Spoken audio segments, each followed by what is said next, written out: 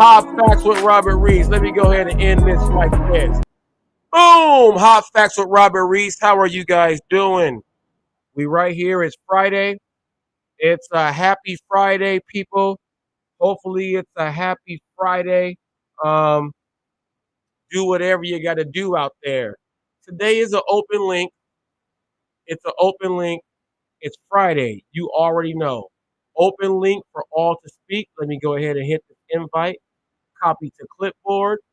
Let me go ahead and do this. Let me go ahead and put this here.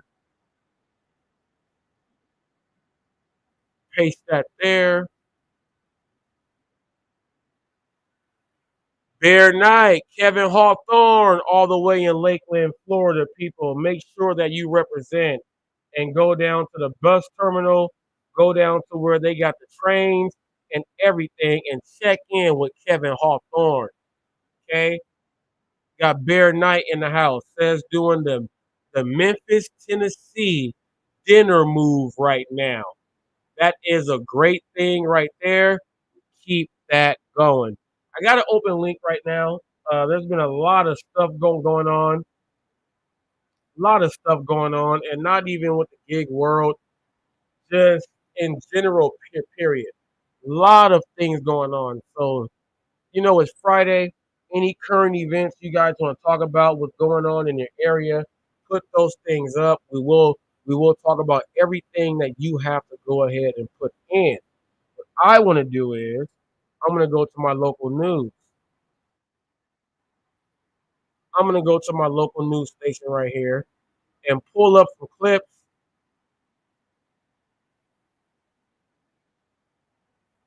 and bring up some things. Now, something flew in my eye. Oh, wow. What is that? What is that? It'll pop on up. It does that.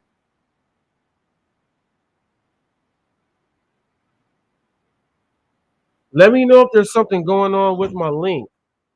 And if there's something going on with, give me a thumbs up. If you can hear me right, give me a thumbs up, please.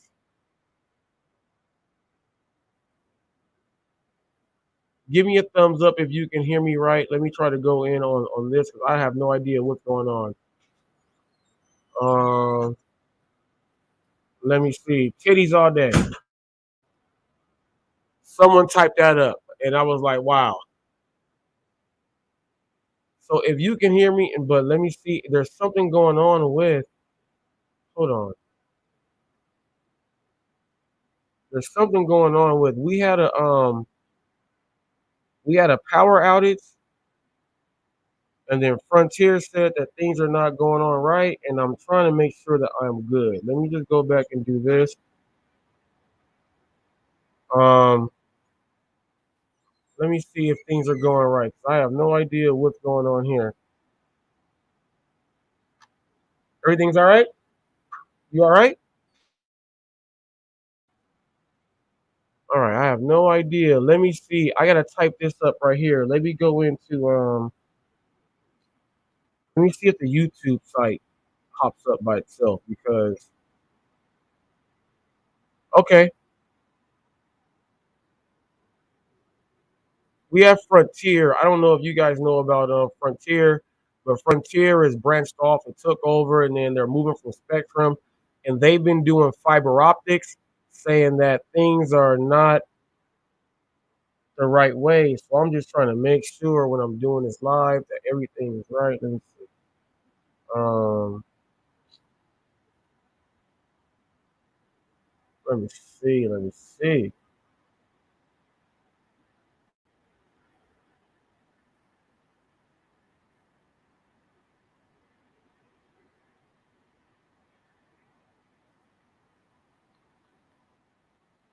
I'm gonna type this up here and see how fast it clicks up and goes into my thing so I can see it when I go into StreamYard. Okay, so we're all good. We're all good. I have to go in and check in there. All right. So people, check this out, man. There is a lot of things going on, a lot of news going on, a lot of things. We got delivery drivers doing this and that. I brought up our delivery drivers afraid of delivering drugs. I want to give a shout out to everyone in the rideshare crew for you guys actually over there bringing up more topics than just Prop 22 and independent contractor stuff. You guys start bringing more stuff up like that because Hot Facts brings in the news.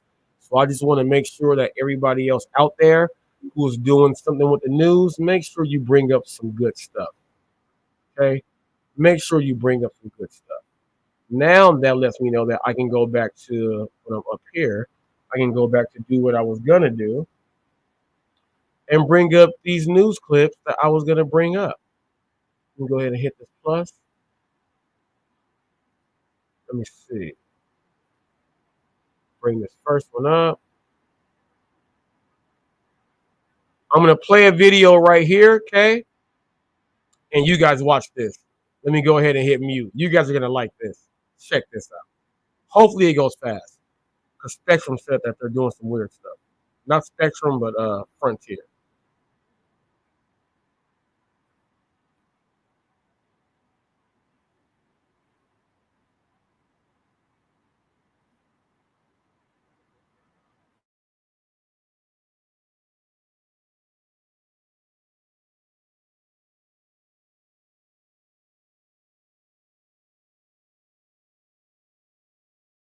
Dude, a wild Karen. If you walk up to me, I'll push out you. Go ahead. What are you doing? You're parking in a handicap Shut spot. up. I'm just delivering packages. No, you are parked. Bro, move. I don't have to. You're on my property Bro, now. out the way. I'll knock you the out, bro. Move. What's wrong with you?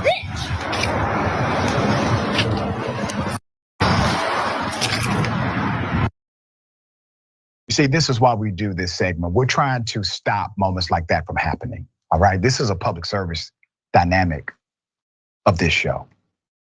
We have said if this continues to happen, if individuals continue to do this, something like this was bound to take place. Just, it's unavoidable.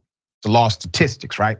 So I don't like the fact of anyone parking in a handicap zone, a pet peeve of mine. I broke up with a whole girlfriend because of things like this, okay? So I get that part. But connecting to an individual the way she decided to connect is not going to provide remedy. Now, I'm gonna stop it right there. We all just saw that the driver literally was trying to get famous on TikTok or Instagram or Facebook or YouTube, trying to get famous, right? Parked in a handicap spot. We all know I've talked about my mom's handicap issues, my son, and everything else like that. We all know. I showed a Karen yesterday that had no idea what she was doing. Brandon's Recovery TV, big up on that. The issue is the driver. Let's go over the driver first. The woman was offended because the driver parked in a handicap spot. And he said, so what? I am just doing delivery. For all of you delivery drivers out there, I call out everyone that parks in a handicap spot. And I guarantee you won't push me or shove me how you did that lady there. I'll knock your ass out. I guarantee you won't. You're going to look me up and down, size me up, and take a step back and say, what are you going to do? And I'm going to make you get in your car, reverse it, and go park somewhere else. Because then I'm going to say, hey, I'm going to just call the police on you. Charleston White. For real? Let me call my mom and ask her what I should do. She handicapped. Oh. For real, homie? Get in your car, get out the handicap spot, and go park it over there. The lady did nothing wrong, so her Karenism there's nothing wrong with her Karenism. There is nothing wrong with her Karenism. Nothing wrong there. The driver said, I'm just doing a delivery. This is the mistake here. So you're saying that the mailman any delivery driver can go park in a handicap spot. What if someone has to park there? And you're saying, I'm just doing delivery. This is why you guys suck as independent contractors. You think you are above anything and everything. And you guys talk about it. And I guarantee that driver is no tip, no trip.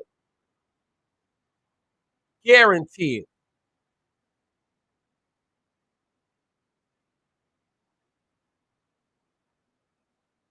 I guarantee that driver is no tip, no trip. Hold up. It's doing something weird. Let me check.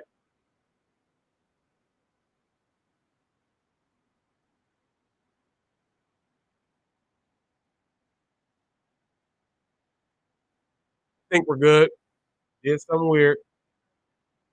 I guarantee that driver was no tip, no trip, and it's probably against trying to do the programs and do this other stuff to try to get right. But he felt that it was okay so that now here's where the woman did her thing wrong. She tried to physically interfere and say you cannot do this and that. And that gave the driver who was trying to film him do his thing, but do it wrong, that gave him the right to go ahead and say and push you out the way because you were trying to physically keep me from doing my thing. Both parties are at fault. Both parties are at fault, yes. But the driver is more at fault. Why are you parking in a handicap spot? To do a delivery. You are not handicapped. You, as a driver, you are not handicapped. Okay? So, as a driver, shame on you. Any driver that thinks it's okay to park at handicap spots, shame on you. Well, I got to do my order fast. I have another one waiting for me. I'm multi-apping. Don't park in a handicap spot. Let me be a driver at the same location. I'm going to get on you.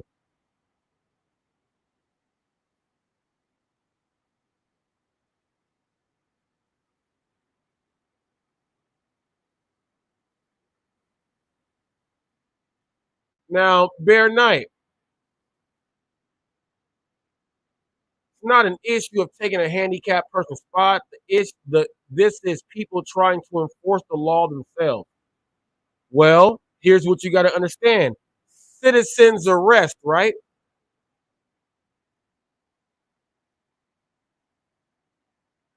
Literally, the handicap spot is there. And I get so mad at this when I'm going into a place and I see that there is two spots for, and this is how they're going to switch all of the parking lots for all of the places. They're going to switch everything. We got two spots for drivers at most restaurants. They took out at the BJ's here. They took out the Purple Heart. If you were a military veteran with a Purple Heart, they took that parking spot out and they put all of that for delivery drivers now. It's going to come to where it's all going to be for delivery drivers at some point. And then you'll have two spots for handicap. But here's my issue. When I go to a spot and both of the food delivery spots are taken, I go and I park in a regular spot. And then the handicap spot there, I walk in and there's a driver and I go ahead and turn and look. And the driver that's doing food is walking out with food and going into the handicap spot. And then check this out. I see people walking from where I parked way down there. They are walking with the walker and everything because that delivery driver parked in that spot.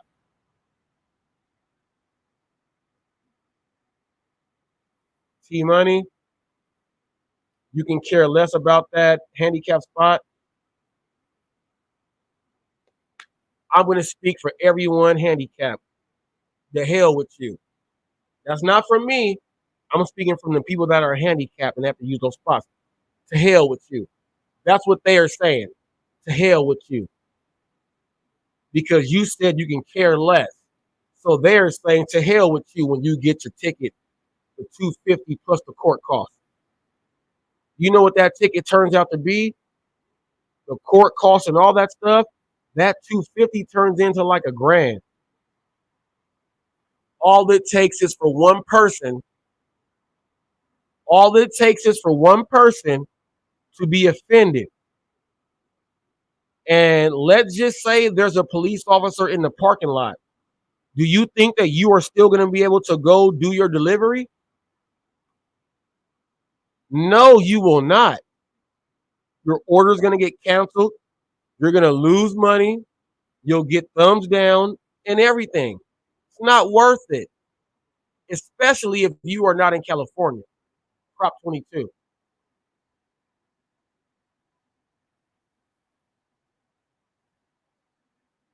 Here's how someone in California can, if they did get caught up in that situation, can make it better for them. They see that they're in a discussion, and then they say they're calling the police. And let's say there is a police officer in the parking lot, because normally where we live, in these busy areas, you have motorcycle cops and all that stuff. They're gonna come right there. When the police comes, here's what the driver in California is gonna do. They're gonna notate the customer and put not ready. Then they're gonna go ahead and say, "Hey, when the police comes, I'm doing an order. Let me go ahead and contact the customer." What they're gonna do is they're gonna call Uber or Postmates. They're gonna call them, and then they're gonna say that, "Hey, I'm just changing my tire. My tire just went flat. I'm changing my tire, but I'm gonna get it to the customer as soon as possible." They're gonna say, "Let us contact the customer to see if they are willing to wait." When the customer says that, yeah, we can wait a little bit. If the customer says no, then you, the driver, will get that food, and then you'll go ahead and get your ticket, and you will still be able to drive. In one other state, you cannot do that because you guys don't know how to navigate. I just gave a message.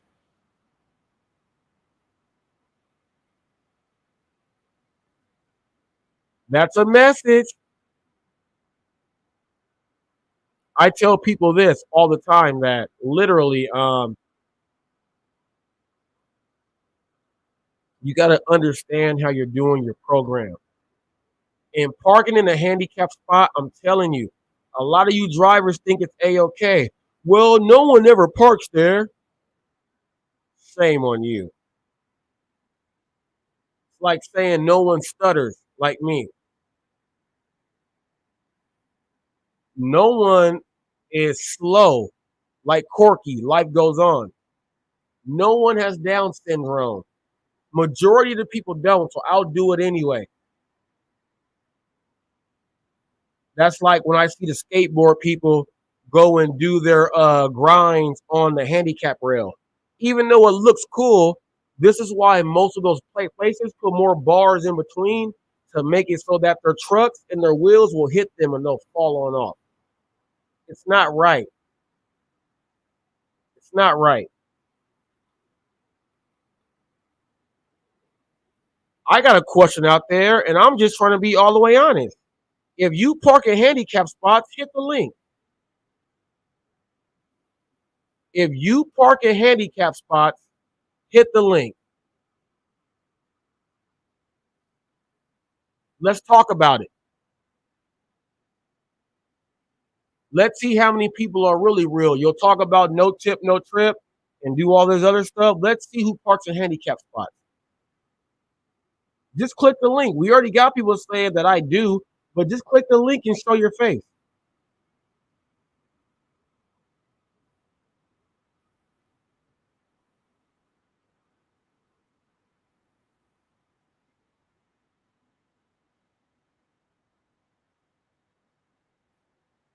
I was offended by that all the way. I was offended. We had a fire here in Moval. I'm going to get my daughter's Lunchable. Casanova's pizza burned down. I spoke to the fireman out there, did my thing. Go check out that video. Content all the time. I'm going to say this. Since my wife is new to watching all of the gig stuff, it was her first time hearing unicorn yesterday. I've been telling her unicorns been around for a long time. But she was like, "That's a normal order." I said, "They call those unicorns."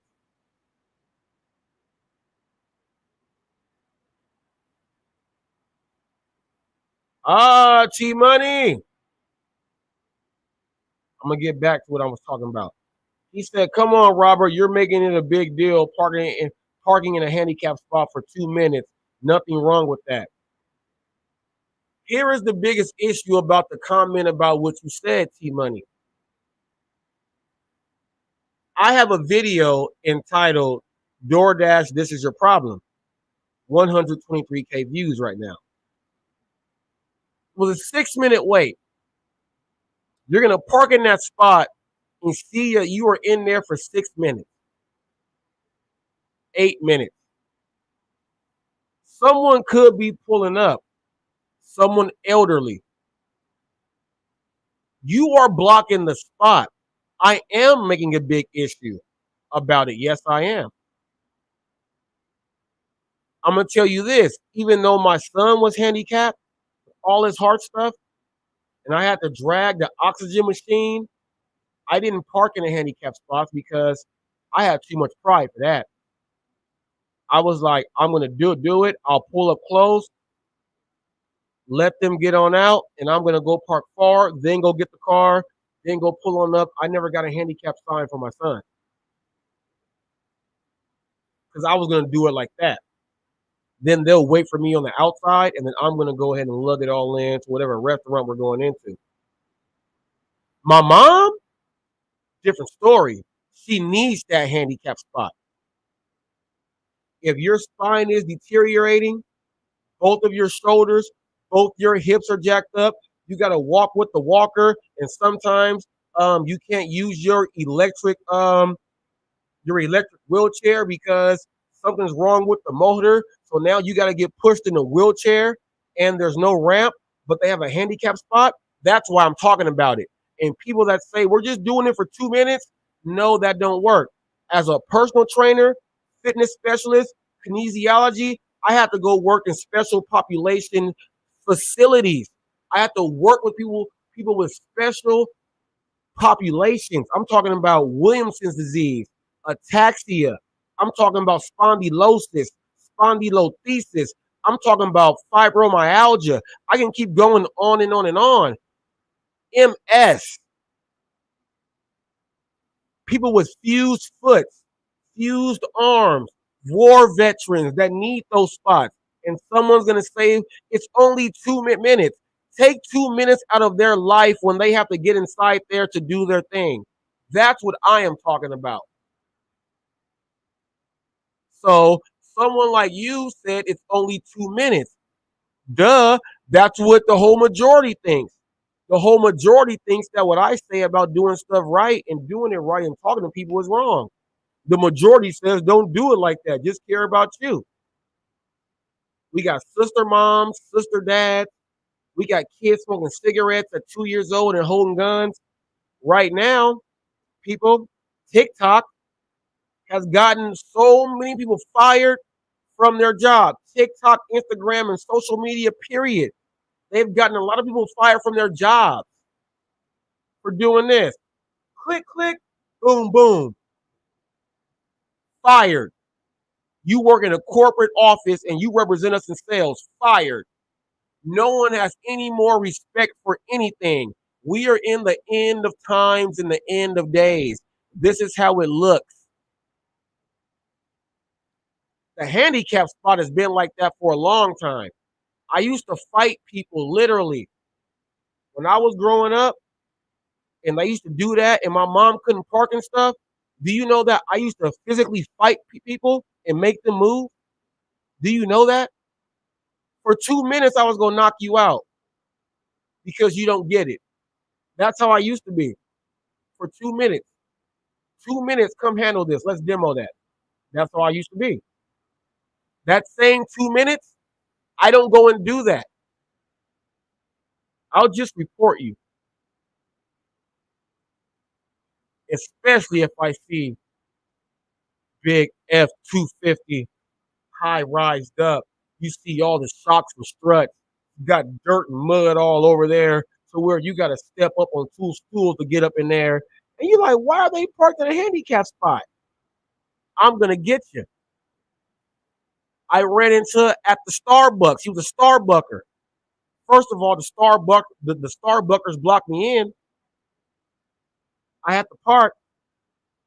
There's a car parked in the handicap spot because he didn't want to park on the other side to where it was free because he had to walk across. It was an RN nurse, a male. It was a man. I'm walking out. I said, that's you parked there? He said, why? I said, that's a handicap spot. I said, you're a nurse. You're healthy. You got people that you're trying to help. I'm only getting a Starbucks. I said, you're in a handicap spot.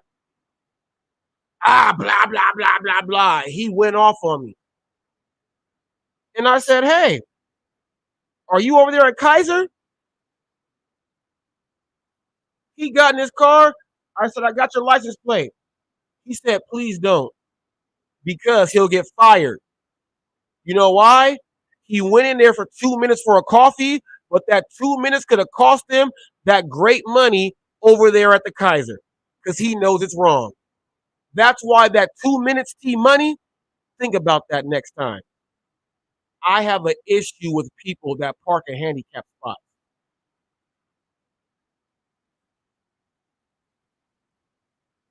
I have an issue with drivers who park in handicap spots.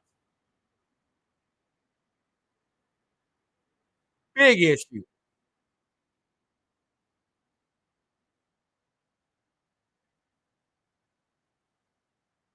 I have a big issue.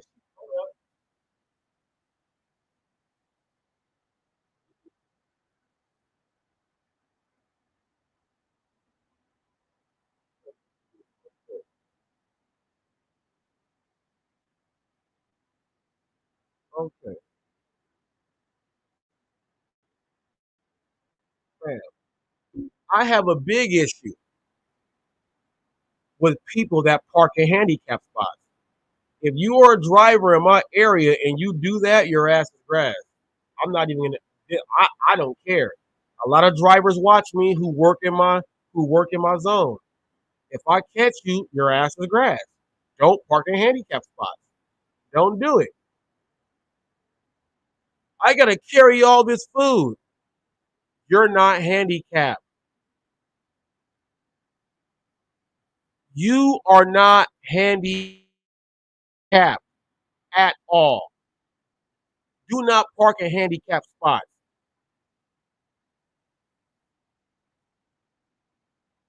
I bet there's a bunch of gig tubers who put out their stuff that park in handicap spots, but they'll never say it. I never do that. Never. Never. Shame on you.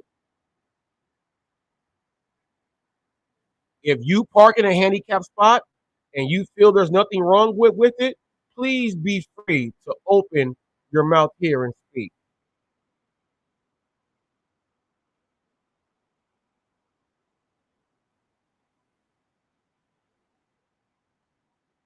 Check it out. Please.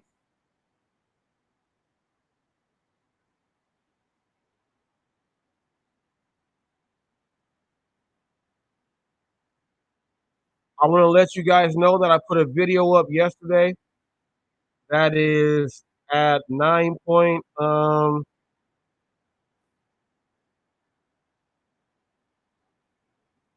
Let me show the analytics on it from where it is now. I have a video up from yesterday, a short, which I explained that. Got 9.6K views. It also has gotten me 28 subscribers. I am now at 3,209 subscribers in 8 months.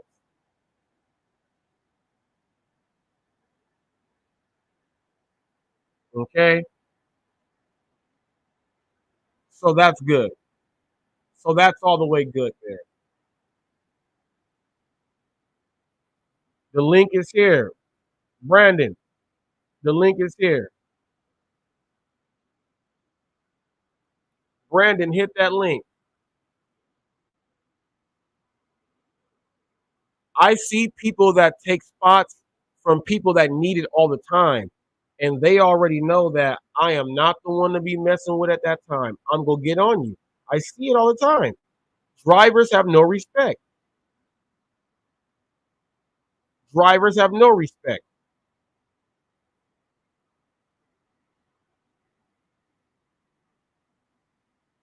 Brandon, you see the link? It's up there.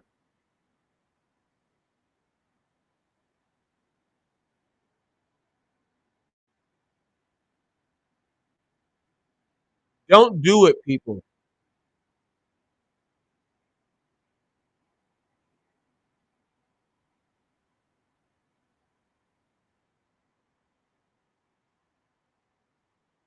This one goes for things you see waiting for delivery.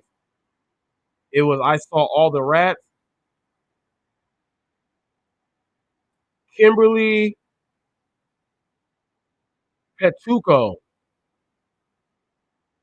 I hate to say this, but you missed quite a few. I saw 6 to 8 of them. You think those are big? Check out wood rats. I know about wood rats. I know about the water ones too.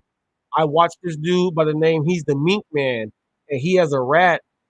He has a mink that kills all the rats, and they go to farms and they kill all the rats instead of using poison, so they don't harm all the animals. And they use minks, and the minks kill like 28, 30 rats at one time.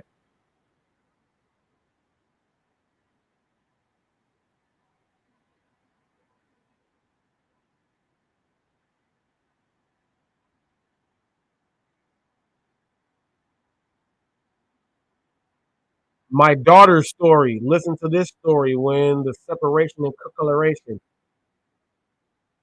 John Neves, embrace melanin. It's beautiful. People, embrace the melanin. DoorDash Revolution is giving people a congratulation. He's saying thank you for the shout out there. Congratulations to Cody there. Tony Grand's TV on yesterday's live said, damn, I'm late.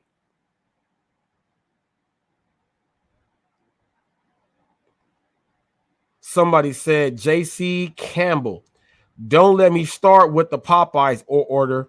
People there are going to let me wait 30 minutes to pick up orders. Yeah, I know what he's saying. He's saying that at Popeyes, I can just literally wait all day and then go in multi-app and do it. Don't do that still.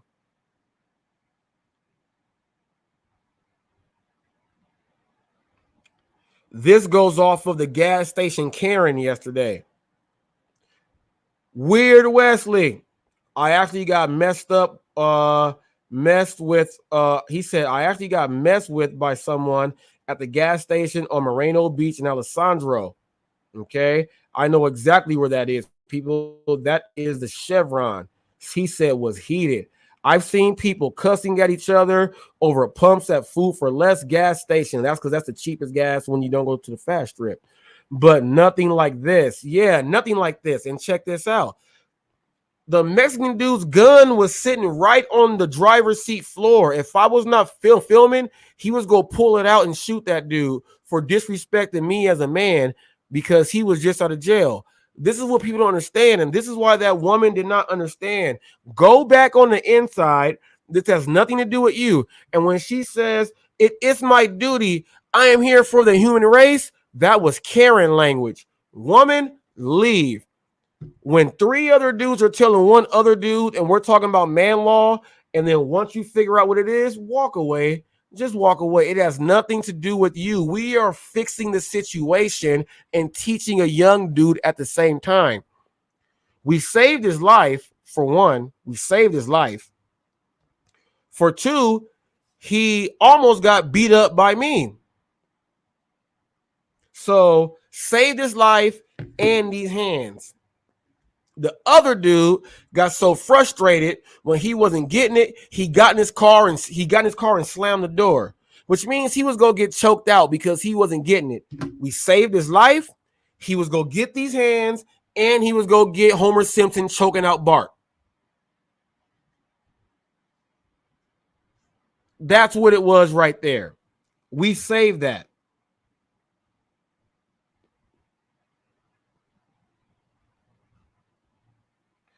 Thomas Cardamore. One man standing up for another man, regardless of race, religion, or any other BS. This is how S should be. This is what Thomas Cardamore saw and commented on that. When he said that, I had words. I walked in and did my thing, and then I'm coming out. I'm like, what? And he was already, the other dude got into it with him because that was man law. That had nothing to do with race or nothing. That's why I put that video up also. Okay, we saved that dude's life. Okay. How long before this dude gets pulled over? They're asking me for a part 2. The dude had no license plate, no nothing. That video right there got me 9.6K views yesterday and 28 subscribers. So my subscribers jumped. So for all of you guys saying, and you guys didn't watch the live yesterday, this is how my subscribers jump. I'm able to put up shorts that make sense to bring people in, and then they watch my shorts, and then I get all these views. Now here's the best thing. All you guys now know that you're going to get paid more on shorts 2023. Now you guys are going to start trying to do shorts right now. We got 3 months left before the new year starts. 2 months left pretty much before the new year starts. So you guys have to now start to learn how to get creative on your shorts. I got like 600 something of them bad boys, and people watch them. So guess what? When the new year starts and I'm already in the algorithm with the shorts, you guys are going to be saying, yeah, you got started and you were using shorts first. That don't count. We weren't doing that. I'm waiting for you guys to make that up. You should have been doing it. How did I hop in and reach all my levels before you guys while just doing this? Fix that with yourself. Fix that.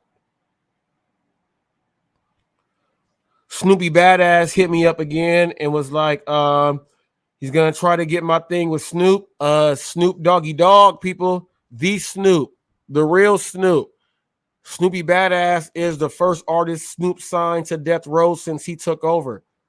Everybody else that was on there, he took over that. But Snoopy Badass is the first artist. That's why he's Snoopy Badass.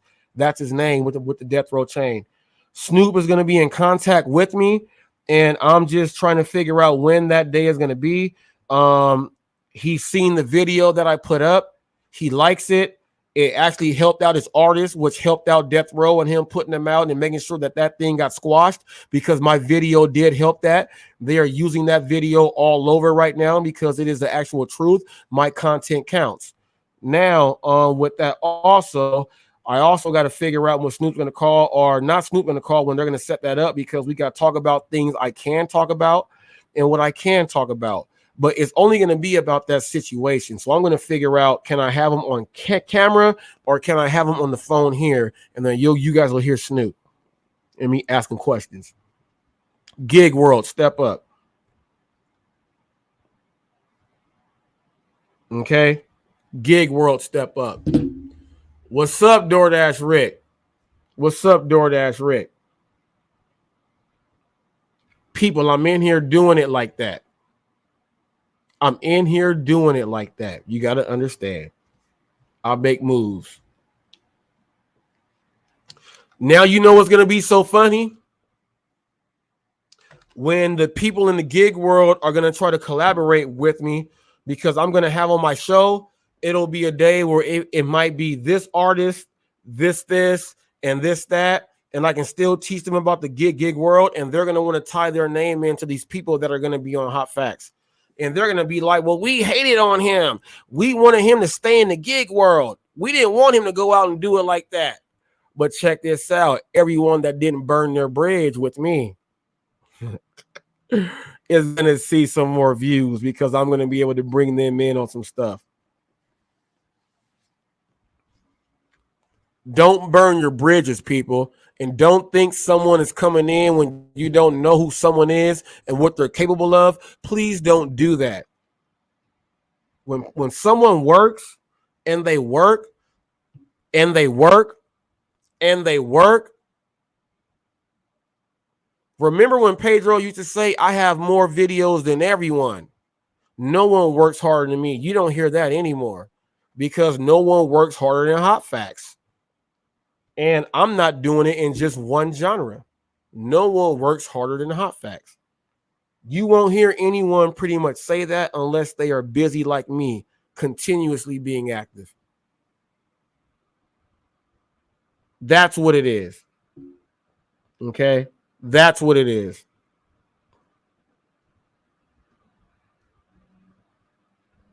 I had some people writing me getting mad because on how I told the lady to walk away. And I was saying, ma'am. I said, ma'am. I got people mad at me because of how I told her to walk away. Do you guys not know that that dude had that gun right there? She could have got shot too. This ain't got nothing to do with you. Walk away. For all of you who is trying to protect the woman there, why are you mad at her? Why did she interfere in the business that had nothing to do with her? That was a Karen. Dismissed. You are dismissed. So for all of you who felt that I was wrong with that, how am I wrong when someone's interfering in my business? Slap yourselves or come on the mic and say something. The link is there.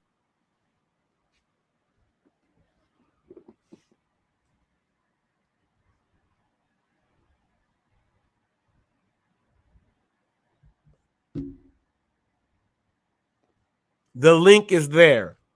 It's Friday. We got sports. We got everything coming up. And just to let you guys know that sports will be ticking on the bottom here on my channel because it is the best time of the year for sports. Sports will be ticking down here for scores and things like that. My sports will be up there. No sports betting. No anything else like that. But if you want to run one, let's run one. I'll tap in.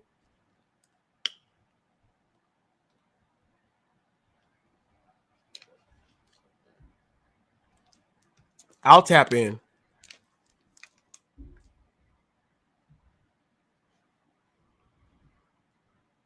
Yesterday, my live yesterday has gotten so many great, like, literally text messages and things like that. People really liked the live yesterday. They really liked the live yesterday. So big shout out on the live yesterday. Hopefully you tap in and watch that again. You're going to learn a little bit about Reese. Okay. Now, I had yesterday, you guys don't understand that when I was going over and Josh Cervantes, he wrote on here and he was saying top dogs on 3. I was the manager over there at that place, one of them, doing my thing, helping out, doing my thing. They were watching on Facebook, people. My show streams on 2 separate Facebook channels, Hot Facts with Robert Reese, my personal Robert Reese. It streams on Hot Facts with Robert Reese here. It streams on TTMA TBF, my other channel that I had like 10 years ago. I put all my other videos there also, so that it's just not a dead channel there. At least some lives are going on up. I stream on LinkedIn. I stream on Twitch. Okay. I stream on other platforms where I can RSS. Whenever you guys are watching Hot Facts, just know that it's just not YouTube. It's not just YouTube.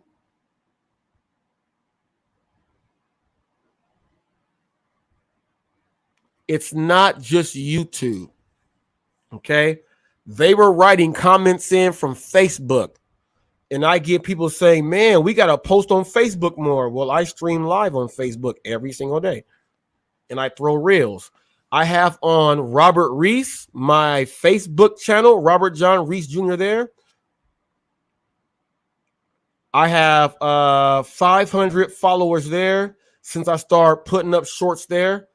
And then they told me that we're switching your page to something else, to where now they have me on to where I'm throwing all my reels now on Hot Facts with Robert Reese. So I'm gaining on one side the reels to get that stuff, and now I'm gaining on Hot Facts with Robert Reese because I didn't have Hot Facts with Robert Reese as the channel to watch the reels and stuff. So all the ones following me on the reels are on Robert Reese, and they got up to 500 within 2 months. 500 followers in 2 months on Facebook on Robert Reese on my reels. Okay. Now on Hot Facts with Robert Reese, we are at 100 followers because now I'm throwing majority of my reels on there now, and they have to be 30 seconds or lower. So whenever I get those, I'm throwing them over there first. Instagram, my followers have, at first, my followers on Facebook were way below. Now they above the Instagram ones. And now my TikTok followers are now following me way more because I'm putting out it's the same videos. It's weird. The same videos attract different people because they watch certain platforms. So it's growing over there too. All I'm going to say is this, people, stay off of TikTok. If you're trying to do nonsense content, you will get fired from your job. People go on TikTok showing guns. TikTok allows you to sock people in the face and all type of other stuff. Stay away from TikTok if you are trying to put up nonsense stuff, because you will get a bunch of views. You will.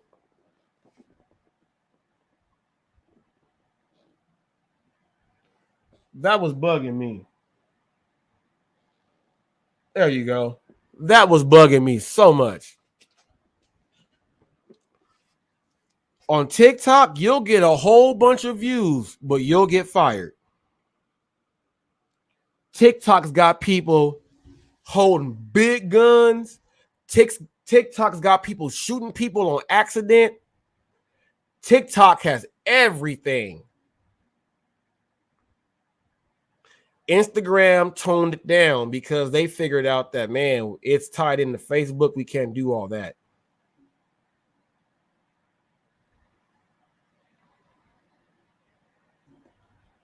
No, my TikTok is the same platform. Hot Facts with Robert Reese. Same platform. Hot Facts with Robert Reese. But my TikTok is all about the stuff that I do, you know, the stuff that I do. I saw a TikTok with this one dude, and I was like, are dudes doing this too?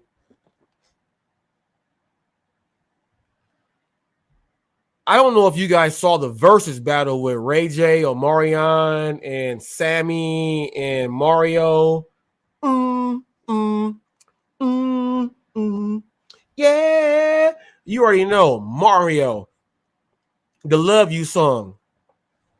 They doing that. Sammy doing the kissing game. How that song go? I forgot how the melody goes. You're playing the kissing game, whatever, however else it goes. They doing their thing. Some guy literally went and bought.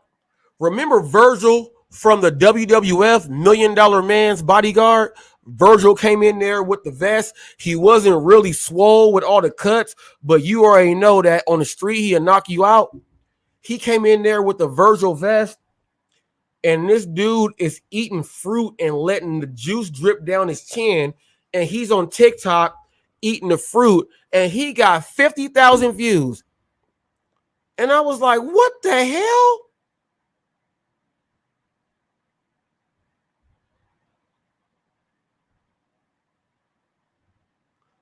And I'm like, what? No. See, I got followers on TikTok. My TikTok followers are growing because I post on there all the way last. I post on TikTok all the way last. On TikTok, I don't even think I have 100 followers. Let me see. Let me see. Hold up. Yeah, TikTok, I only have 73 followers because I don't put up all that nonsense. I only have 73 followers on TikTok. So literally, I put TikTok last, but before I start posting on TikTok like that, I was at 0. That's what I'm saying. So when I say my TikTok is moving, it's because I'm actually putting up some content there. But I still put content there. Now, when you go to the other ones, you'll see some views. But TikTok, I can't get along with the TikTok. And I'm going to tell you the only thing I'm going to do on TikTok. And I'm going to give you guys, I wanted to do it as a surprise. The only thing I'm going to do on TikTok is I'm going to see if I can teach my wife, my daughter, and us so we can do the WAP thing. Let me see you. WAP. And WAP and WAP and WAP. And then you turn and then you drop down low. You drop down low with that, and then you freeze. You freeze the WAP thing. That's the only thing that I might do on TikTok because I see that there's families doing the WAP thing and they don't know that their parents can actually dance. I might do the WAP thing and just WAP and WAP and WAP. And what they say, and what they say, you got to get low to the floor and then you got to do all this, you got to do all that, and then you do the WAP again, you do the WAP again. Yeah, that might be the only thing I do on TikTok, and I'll do it as like a family challenge thing, is the WAP. But that's not the real WAP. The real WAP is, come on, you from the 80s, and then the troop is just the WAP going this way. And then RoboCop, 1, 2, and RoboCop in Penn State, and Penn State, and do the What? I'll go knock it down. I'll knock it down, people. I corner clubhouse. I jump over one leg. I'll do the splits, people. I can pas de bourrée, kickball chain. I can leap. I can jazz hands. I can do all that stuff. I'll tell you, if they want to do the WAP, I'll do the WAP. But I'm not going to say what that stands for because once I figured out what that stands for, I was like, wow, are you serious? What is the new world coming through? I said, I thought it was the WAP for real. And when I said coming through, like they breaking through a barrier, they are doing some weird stuff. And the WAP stands for wet. And I'm going to just leave it there. I didn't know. So any of you parents playing this song and listening to the full rap, I can see if you doing the dance breakdown, y'all just doing the WAP and y'all doing what they say, freeze and drop and drop. If you guys doing the freeze and drop, I understand you're doing the dance. If you listen to the song and play the whole song at your family get together, shame on you. No kids should be listening to that song. No kid. And I'm going to say this. We have a station called 94.7 The Wave. And it used to be all the way jazz music.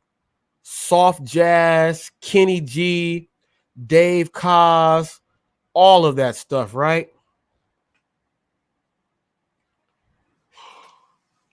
The way times are now, they play Mary J. Blige, Let's Get It Crump Up Here, and my cousin Stan and plays those keys. They play Drake on the Wave, on the jazz station. They play all of the music on the jazz station. I'm like, what is it coming to where the Wave is playing real R&B? They are playing rap music on the Wave.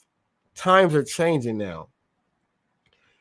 If they start playing that WAP on the Wave, I'm boycotting. Boycott. A lot of you guys don't understand my frustration on that, because that was like the only station where you can actually drive, get settled, and listen to traffic when they come on in and do all that stuff. And now it's garbage. It's garbage like all the rest of this music. And I'm going to tell you guys this. As a content creator, a lot of content creators have said this, that I don't look at, okay, when I go on YouTube, I look at channels that I subscribe to. What's Good Wood? My boy. He's part of Hot Facts, Team Hot Facts. What's Good Wood? I consider him the best boxing analysis on breaking it down in the whole YouTube realm. Been knowing him since I've been like 15, 16, and always throughout high school, college, wrestling, and boxing, going to their family houses for boxing events. He is now an established man, and he's also he was doing music with me back then too. So he has another one, What's Good on Wood Talks Music. The best boxing person there. The best. Times have changed so much that literally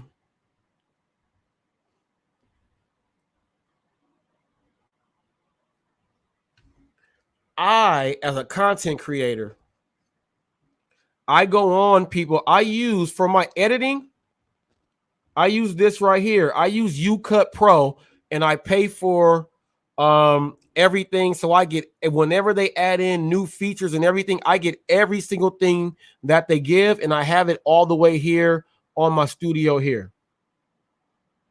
Everything. Whenever I do a video here, and also I have here, I have the business suite. So I have all of my the Instagram, okay, the Instagram, my YouTube, Facebook, Instagram, Twitter, and all that stuff. I have it all right here. And now check this out. When I go edit a video and I put it up, I'll show you what I do, because I already have one that's ready. Let me find the one with the least amount of seconds here. Hit save. Okay. Now it's converting my video now, right? So let me tell you guys how I post. I don't go on the actual sites itself to go look at things. Right now, what it says, this is here. Post YouTube, TikTok, Instagram, Facebook, Reels, Twitter, Messenger, email, WhatsApp, or Telegram. I don't have to go on any of the apps to actually post. Okay. Cody, on Instagram, you can just live stream, but your Instagram is not going to be linked into your StreamYard at all. You have to have a separate phone and go live on Instagram on a separate phone while you're doing your live stream, so Instagram is showing at the same time. You can go live on Instagram right then and there. You can go live on TikTok if you have like a certain amount. It's like a whole bunch of views and followers or whatever. But you can stream on you can link in your StreamYard to Twitch, your Facebooks, your YouTubes, and any other of the other ones that have a RSS. You can manually put those things in. But for Twitter, for Instagram and TikTok, you cannot stream live like that. You can stream live on your own thing. Okay. So literally, once I get done editing here, it just gives me all of the sites I want to go ahead and add it on, and it adds it on. I'm not even going on to the actual websites. I have not been on a website actually in a long time. Now, all of my messages that I get from the websites comes from my business suite. And on my business suite, I can see all the messages there, and the other ones come in, they'll go ahead and go here, and I'm still not going in onto the actual website at all. This is for people that want to know when people say that all I do is create content. We don't go on the actual sites and look at things like that. We only look at certain content creators because we are involved in that little message or whatever else that's going on. Me, myself, I don't go and pay attention to anything. I wait for a message, or I just go and post it directly from here, and I don't even go on any site itself. I post it and it goes and it puts it on the site by itself. So I know some people think, well, how do you guys post on all these websites? And do you guys go on there? Do you guys go and just go watch videos on all the other websites? And no, you create a profile on each one. You create a profile on each one. When you create that profile on each one, you link it into your StreamYard and you go stream there, so you have it there. And then you go whatever video editor you have, make sure that you can post it on every single one. And you don't even have to go. I don't even click, even though I download the apps here, I don't click on TikTok, Instagram. No, I wait until it says message from so-and-so, this person like this, and I'll see what video it is. I don't even go on the actual app. I put videos down, and all I do is look at the messages when it comes in my business suite and how it comes in here. I don't even go on the apps. I just post. That's it. Now, there will be times when you're going to be on there and you want to see what other people are doing, and you'll see how ridiculous these apps are, like on what they allow. Some of this stuff is ridiculous. And it's crazy because my boys, my sons, I have each of them on each platform that's out there. You know what's the craziest thing as a dad? I get to see all what they look at. And they try to become humble and nice and stuff, and I didn't see that. But I see what they repost and everything else, and who their friends are and what they are looking at. So even though my boys are boys, I can't say what I'm supposed to say because I'm going to get the whole community going against me. I know my boys are A-okay. I know my boys are A-okay. I know they are not going in to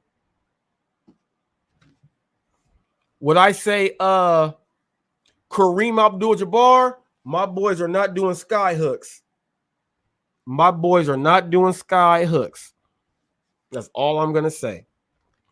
Now, the flip side is I got a daughter.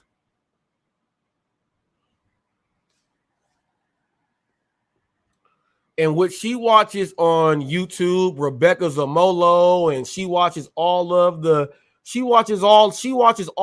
she watching school stuff and everything else like that.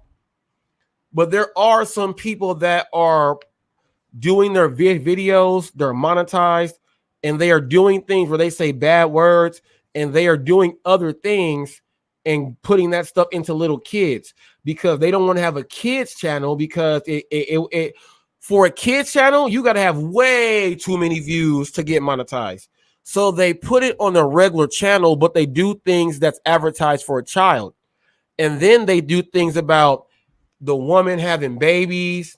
And then they talk about boyfriend and girlfriend problems, as this girl doesn't like, well, this boyfriend has this. And then they teach the young kids this, but then they teach the kids how to count and math and all that stuff. I have to go, when I watch my daughter watching the YouTube, I have to go and put, nope, you're not watching that. You're not watching that. You're not watching that, because it goes weird. And then in some of these things that are kid friendly. They are trying to teach the young girls that wear makeup and do all this and all wear clothes like this. And then they are trying to teach little girls in kindergarten how to twerk. My daughter can't watch that. Now, I told you, as my boys are growing up, that's going to allow me to know that they are not doing sky hooks. That's going to let me know they are moving ease on down the road. Ease on down the road. Ease on down the road. They talk about what girls like them and the girls like them for their muscles already and the color of their eyes and their haircut. My boys tell me all that stuff. So I know. But what they are doing with the young kids and these young girls, people, you got to watch this stuff on YouTube. They are not on the kid stuff. They are on the actual YouTube like this, to where your kids are watching it when you are eating and they're teaching your kids and your daughters bad stuff.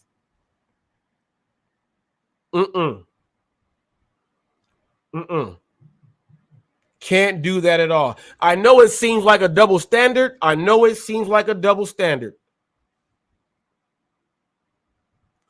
I got to make sure my boys are going to have kids to keep the legacy going. Okay?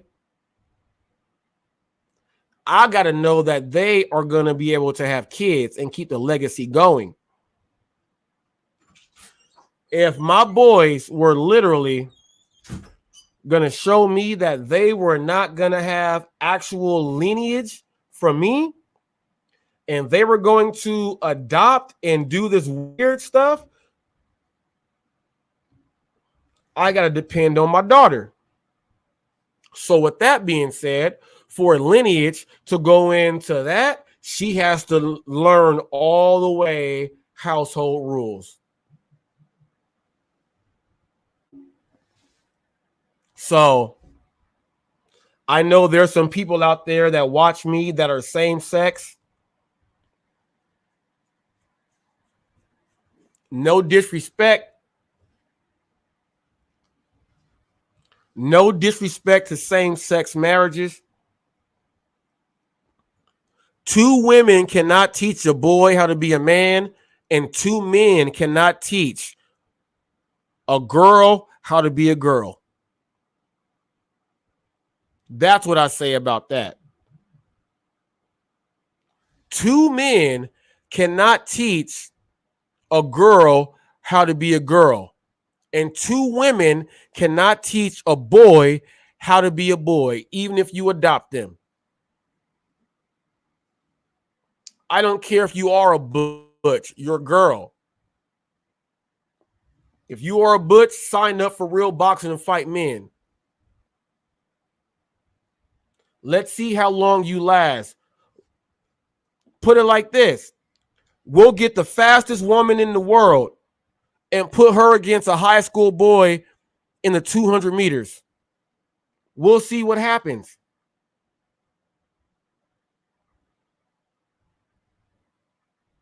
This is why the world is so jacked up. We have real men who say, hey, I had surgery. I'm a woman. I want to compete with all the women because I can't beat none of the men.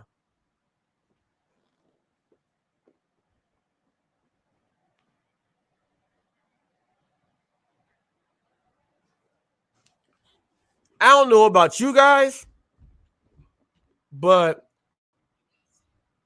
you want to say hi? My daughter says she want to say hi. And also, hi. No, and also, Ava, here, let me adjust the mic. Mama, let me adjust the mic. Wait.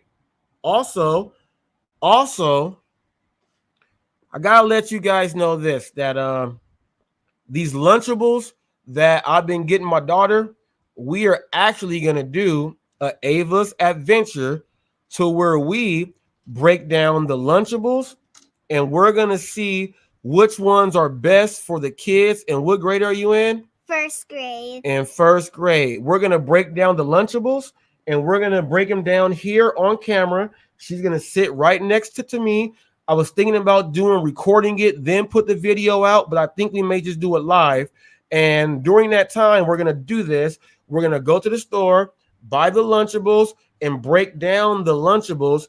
And we're going to break down which ones are best for the kids. And then Ava is going to be the one who we're both going to try them, but then she's going to say why it's great for first graders and kids in elementary school. So that's going to be the next video that we will be doing for Ava's adventures there. Tell them hi. Hi. Tell them who you're watching. You're watching Hot Facts with my dad, Robert Reese. Give me some sprinkles. See you later, mamas. Okay.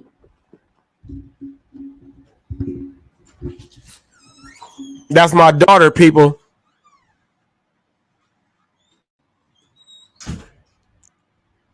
That's my daughter, people.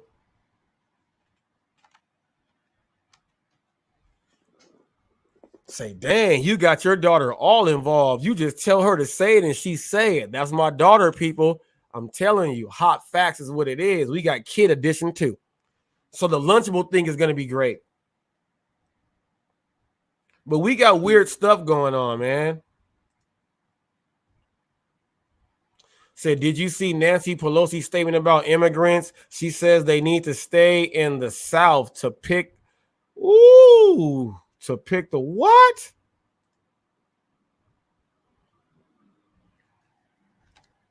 Now, see, when Pelosi says stuff like that, I have a big issue with that, people. When I told you that, look,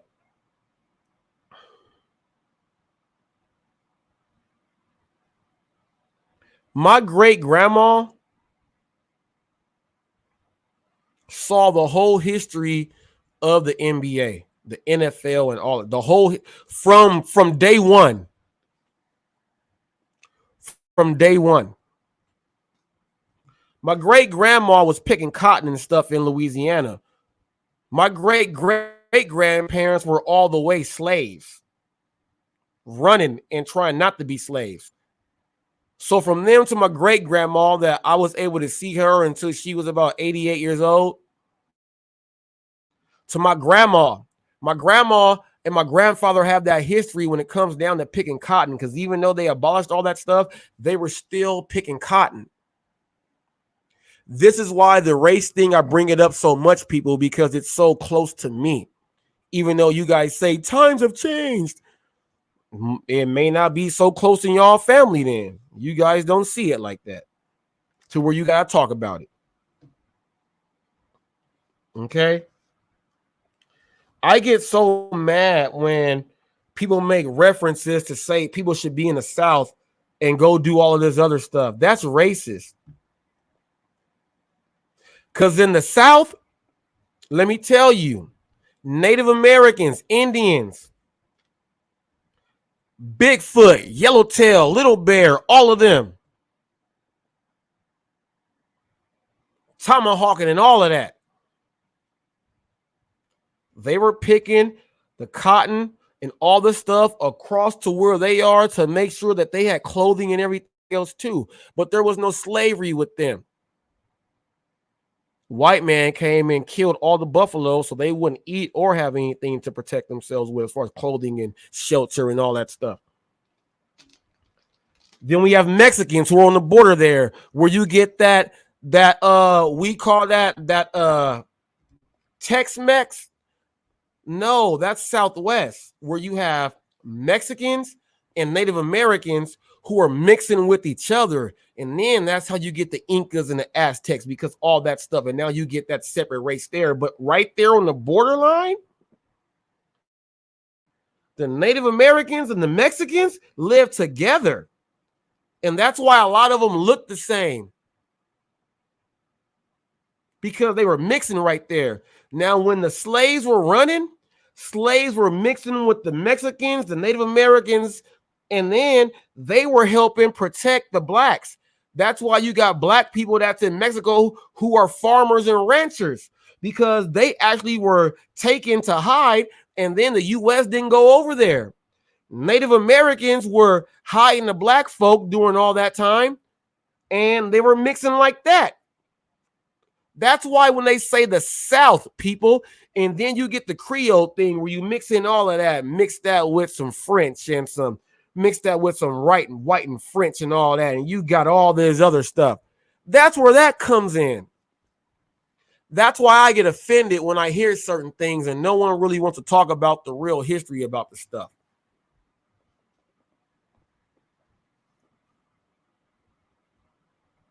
No one really wants to talk about that stuff. That's why I get so offended. We went over the handicap thing. We went over why race and ethnicities in certain areas is so important, because certain cities, you have different demographics and certain people move into those cities. So now you got to know your markets all the way. That's why I break it down like that. That's why they teach you that stuff in school. That's why when you watch the news, they go through everything and then they go through the sectors and then you'll see with all this other stuff. That's why they do it like that. That's why I take so much offense when I see people trying to say, we're just on YouTube. Well, you're just on YouTube. I have an actual show with dialogue, content, and a flow. I talk about everything. And I bring it out in a way so that we can. I just don't go live. I have an actual show. And when people are on YouTube, which is literally a big network to where you can have your own channel on a network, that's letting me know that your network is trash, because you're just trash. And you're not bringing nothing valuable on your network. HotFacts is much more than just a brand and a network. It's the truth behind what we stand for. So that's what that is there. I get offended with that stuff, man. I get offended. And will I ever ease up on that? Probably not. I get offended. I get offended with all the subpar racial jokes. I get offended with all of that stuff. I'm not as crazy as what you guys think I am. Because I'll tell you, if I was that crazy, I would have way more views. Like literally, if I was as crazy as what you guys thought, I would have way more views on my lives. Literally. Because they want to see what the hell is he going to say next. It would literally be like that.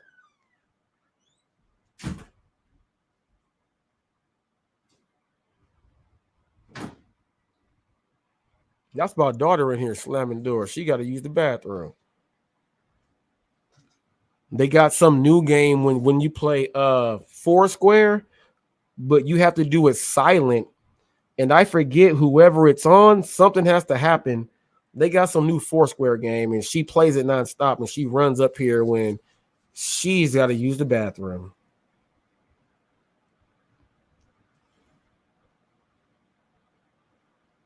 Ava, you almost done? She said, no, Dad. That means she's doing number 2. I didn't tell nobody that. But stuff is weird, man. It's all weird. I'm going to give a joke. This is a grown-up joke. Okay? This is a grown-up joke. You all right, Ava? All right. She out of here. I'm going to give you guys this grown-up joke, right? So, okay. I'm going to give you guys, it really wasn't a joke. It was an actual statement. I'm in the Fast Strip gas station, right? And this dude is sitting up there and he's buying condoms. And the cashier dude made a joke. And he was like, man, I'm not trying to have no more kids. So I'm just trying to be all right. He said, we together, but I just don't want to have no more kids. I got too many kids. He said, but the kids is going to school. So everybody in the line started laughing. Everybody started laughing, right? I said, check this out. I said, when you get kids, you got to figure out when to get it in. I said, when my kids go to school and everybody got something to do, I said, you ain't got all that time. I said, you got to get down sometime with Little House on the Prairie on in the background.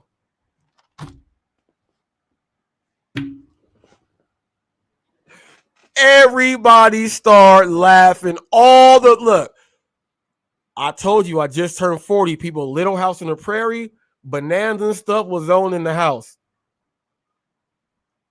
So when I made the joke, it's because they got the joke and they were rolling.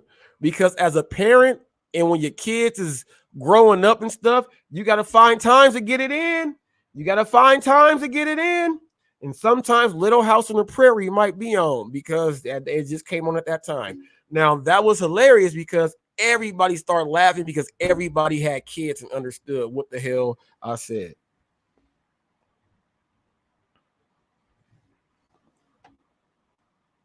I'm going to just say this. Next time y'all got Little House on the Prairie on, turn it off so y'all don't think about me. Because I'm going to tell y'all this.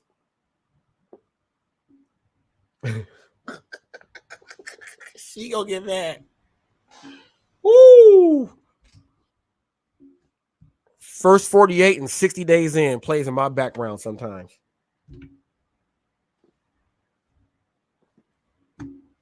You know, first 48, you hearing them go over the crime, they like, oh, dang, somebody body laid on out. And then you walk out the bathroom, right? You walk out the bathroom and you be like, hold up. You start looking around because you got kids, right? You start looking around, you like, but ain't no kids in the house, but you just always paranoid. Come out the bathroom, you like, am I supposed to, you start trying to get your play right. Is this a trick? And then you start listening and they start talking about, yeah, you know, body been laying here for about 4 hours or so. No signs of anything.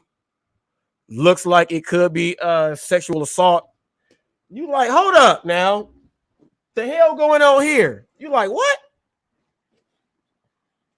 And you like, why are you laying like that? Did you plan the first 48 with the dead? Why are you laying like this? Why are you laying like the scene? Why you got your arm in your leg laying like the scene? You like, huh? Yeah, people, when you got kids, sometimes those are the signs when you get it in. Because let me tell you this. You go get that call where you got to pick up your kid from school. And it's not going to happen. So a lot of people laughing inside their head right now because guess what?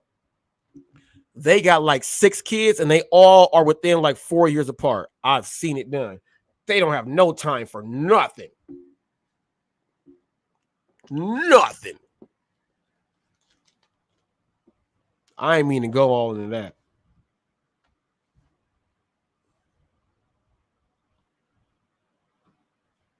But it is what it is.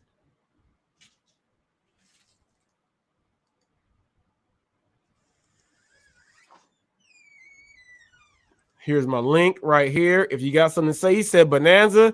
Yeah,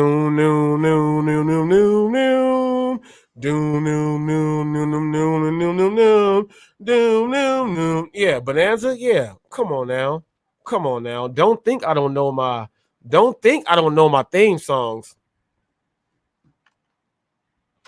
You know what?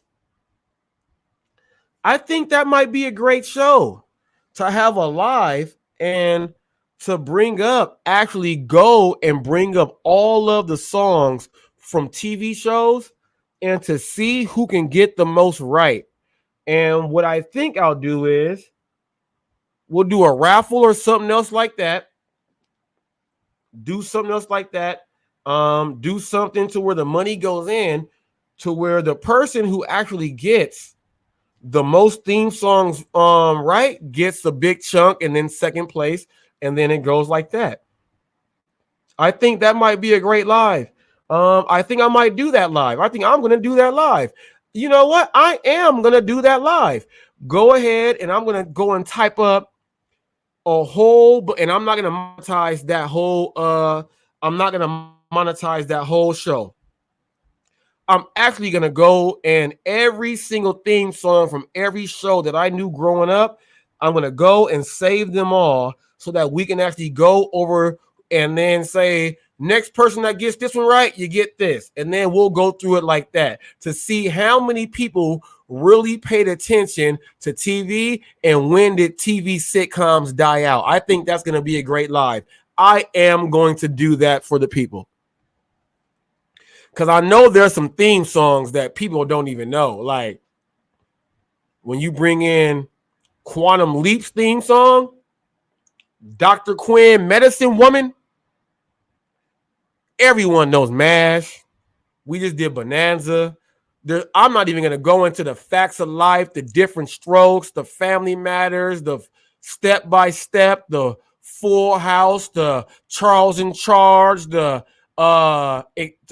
look, there's a whole bunch more. Punky Brewster? What? Small Wonder? What? All in the Family? Good Times? I got a whole lot I'm gonna have a blast with going and doing this. It'll probably be about an hour of full out theme songs from TV shows, and then we'll go ahead and see what it does. And then Cody said Baywatch. Yeah, look. Remember, it was Baywatch, and then it went Baywatch Nights, because remember, the black dude with the flat top, he was the cop.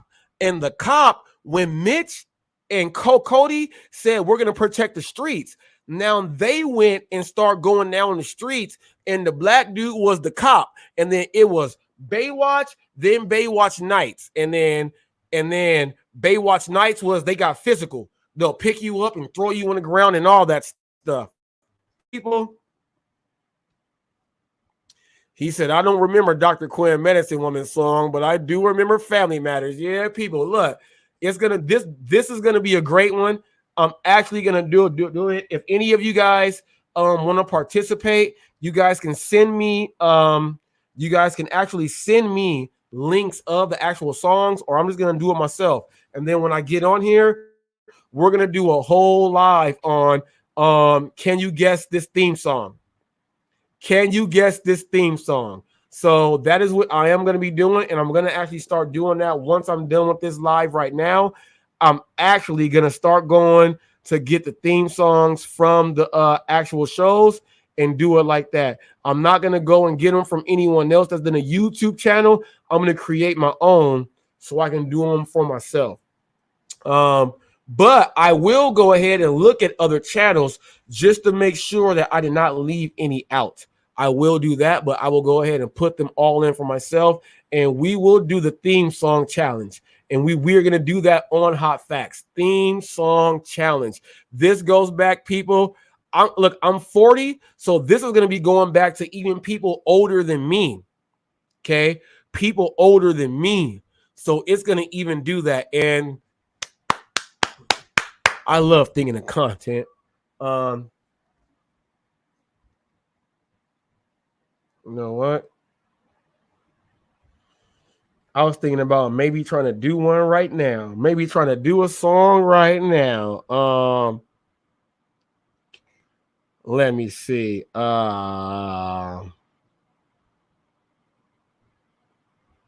know what? Let me do it like this.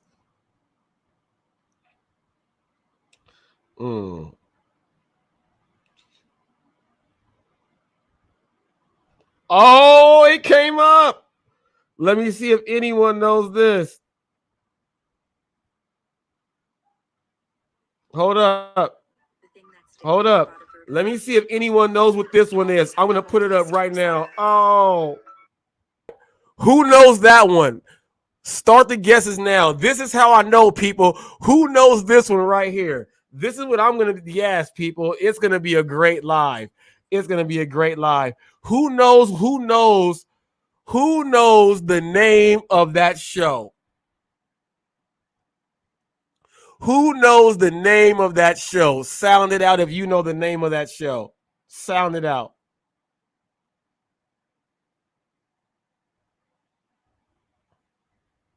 If you know that name, oh no.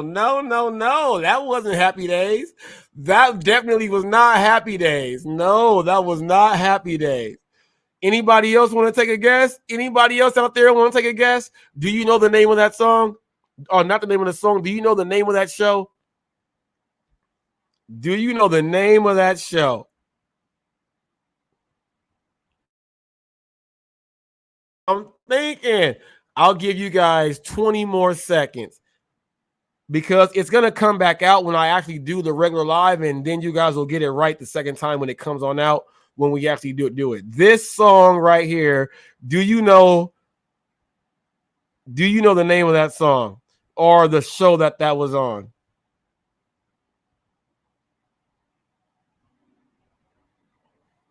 All right, people. How about this one right here? That last one was the Partridge Family, people. That was the Partridge Family.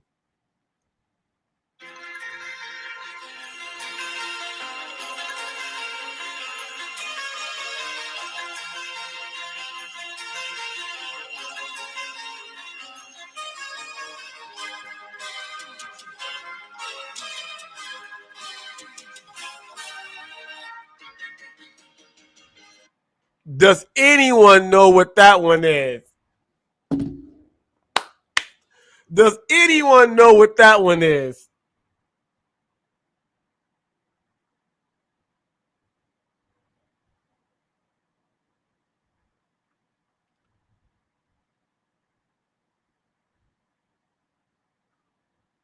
Does anyone know what that one? No one knows that one, people. That was the MacGyver. That was the MacGyver theme song. Come on now, people. He can make a bomb out of a hanger, a thing of ice, and that's it. He can make a bomb out of that. Come on now. Oh, I got a show right here. I got a show right here. Name this show right here.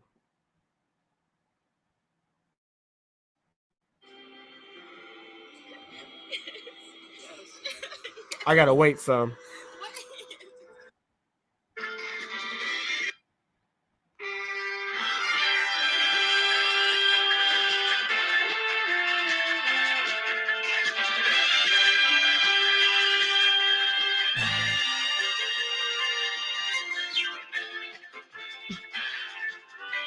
Come on, people. Name the theme song from that show right there. Name that theme song right there. Name that theme song right there.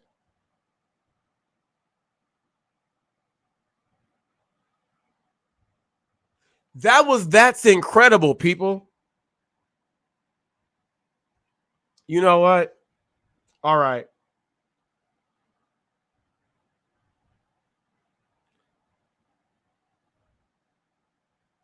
I got an easy one.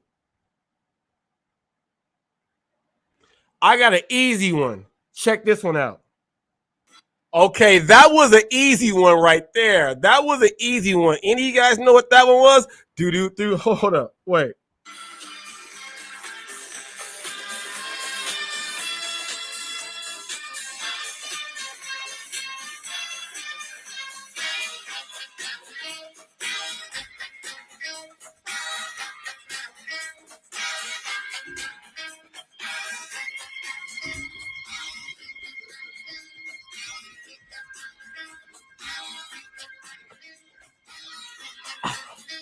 Oh, I told you guys, Reese got more people. I can pop lock. I can do all that. That was Soul Train, people. That was Soul Train right there.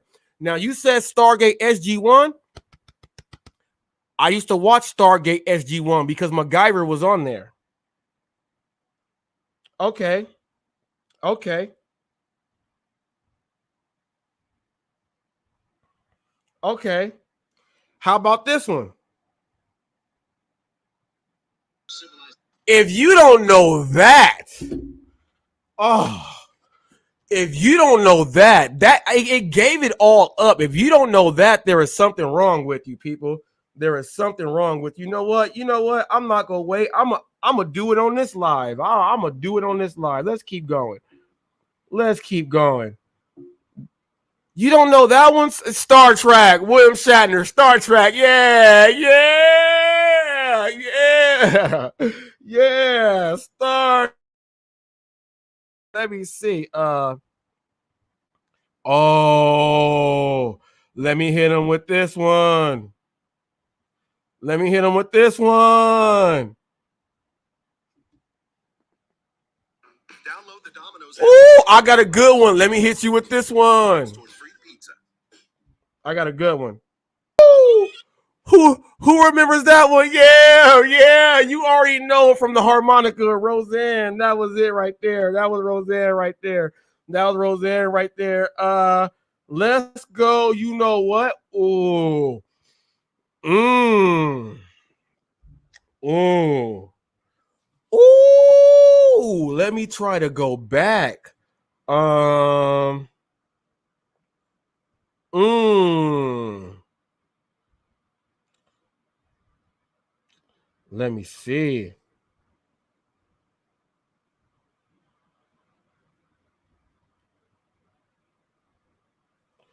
Oh my goodness.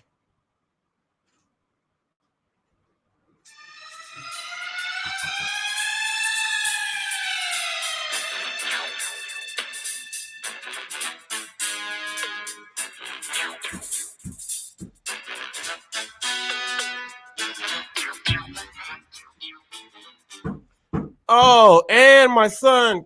Come on, man. Cameron, how you leave her out there? Who got that one right there? I'm gonna play it while.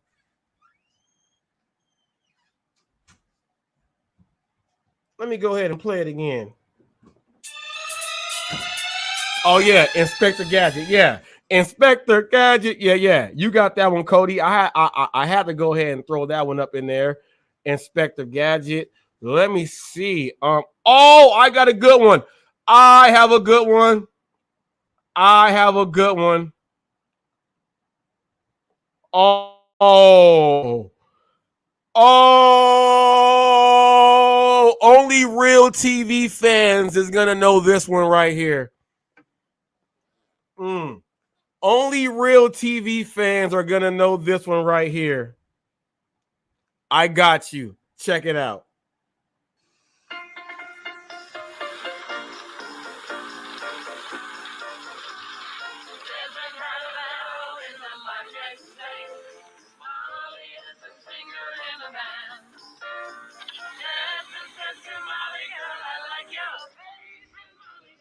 I can't let you hear the rest of that because you'll hear it in the theme. But that's all you're gonna get. That's all. I'm gonna skip that one. You gotta figure that one out. You gotta figure that one out. You got to figure that one out. I got one more for you guys. I got one more for you guys. And then the next time we do this, people, I'm going to have a whole bunch and we're just going to go all the way through. I'm going to write them all down so I can just play them. Check this one out. I'm going to do one more. Okay. One more. Maybe a couple more. Because I know after I play this one, I might get excited. This one right here. Check this one out. Name this one. The Prime Early Access sale on October 11th. I got one. Oh, my phone died. That was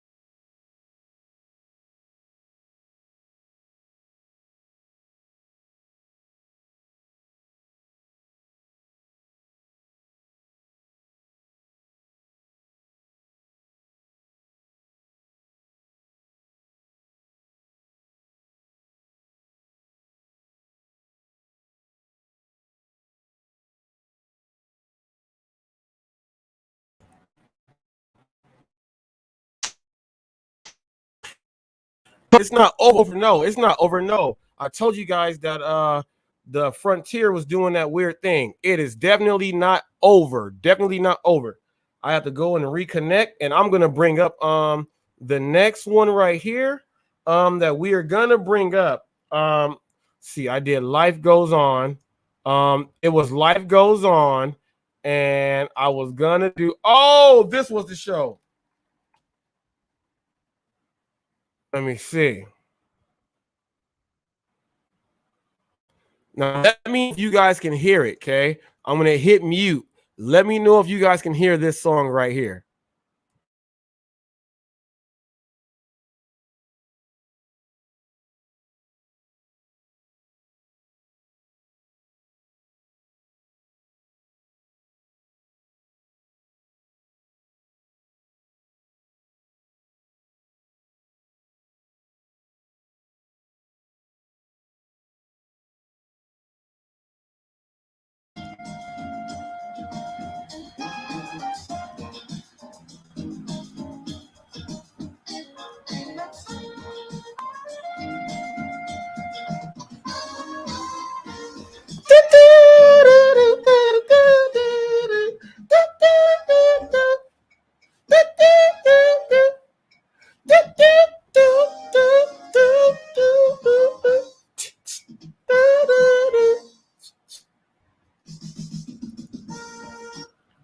Were you guys able to hear that one?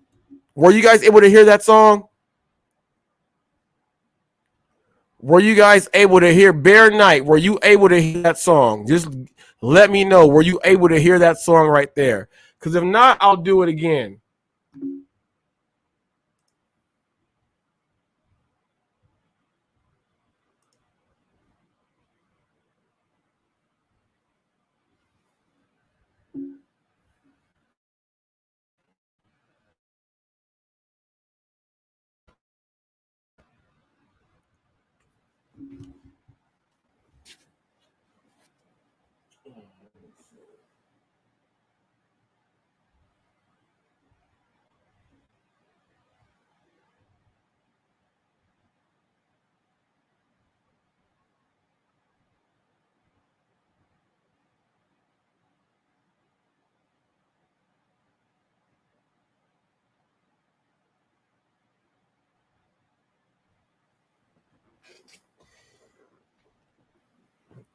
Were you able to hear that song?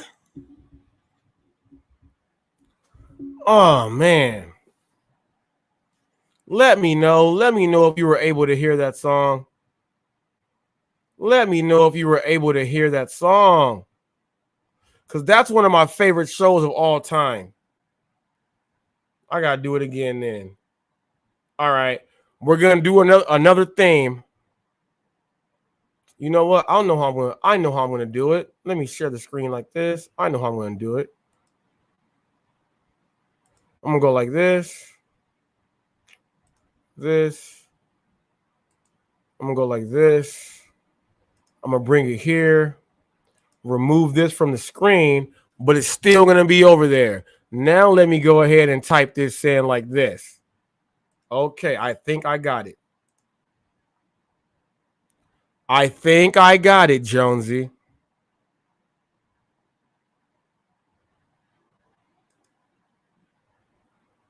Did anyone get that last one?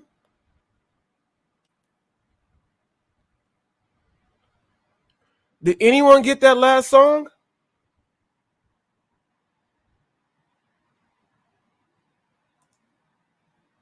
Man.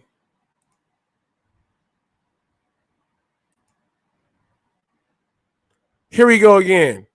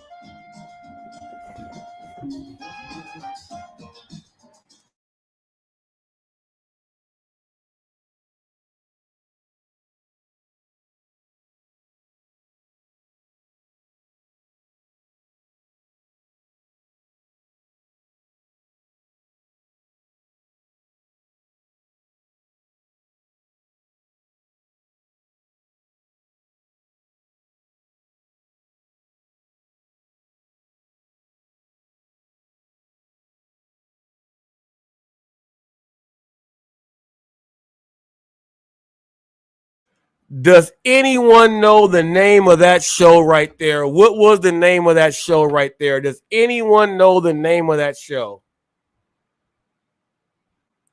Okay. Play it louder. I got you.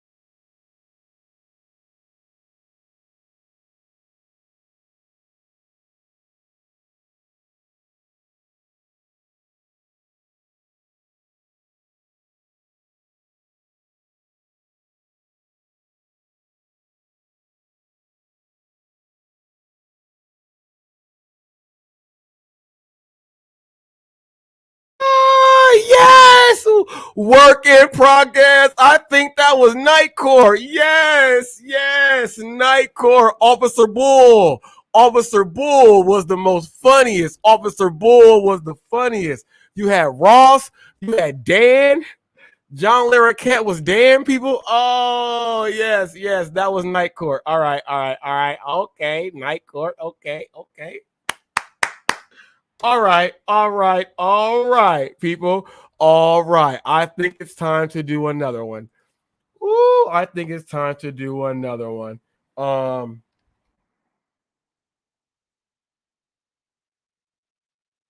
oh yeah. Oh yeah.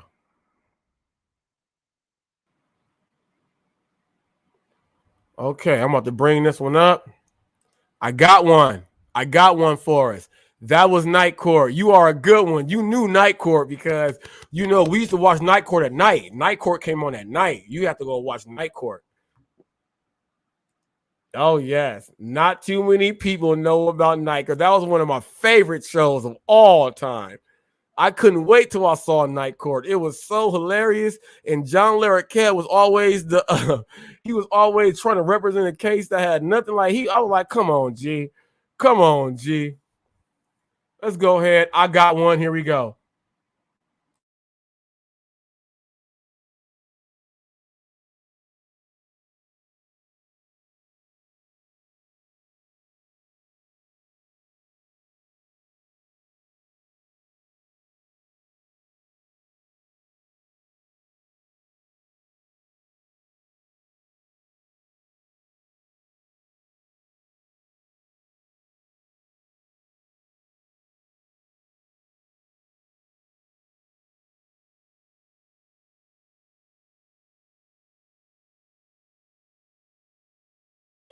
Well, that just killed that. That just killed that. That was Murder She Wrote.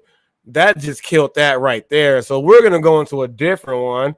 Let's go into I have a good one right here. Good one. I have a good one.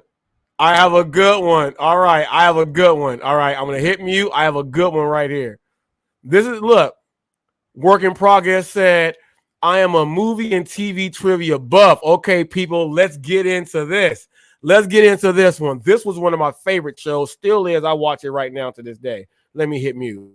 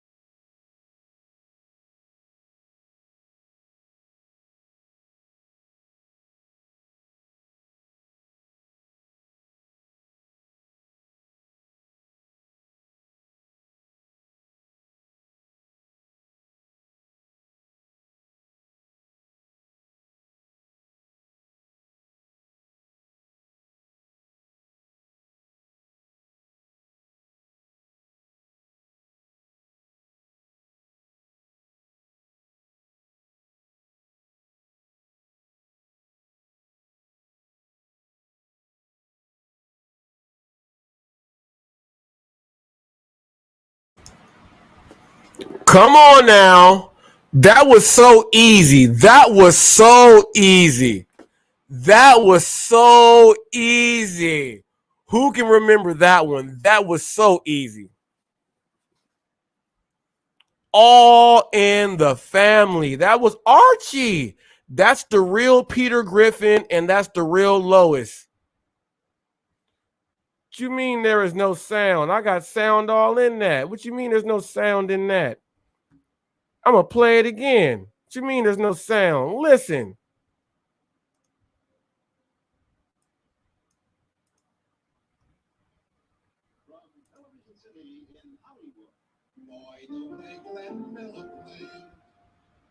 Songs that made the hit parade.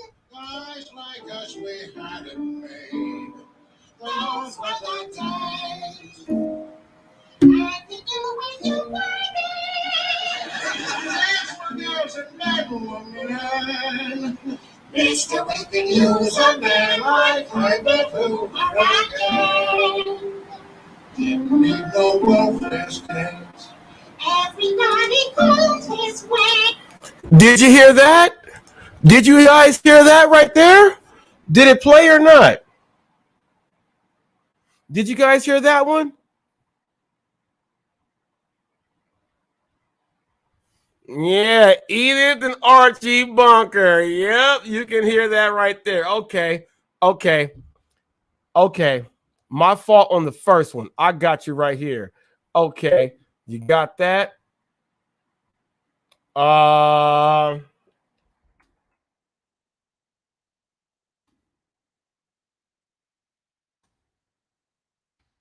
Okay, I got one.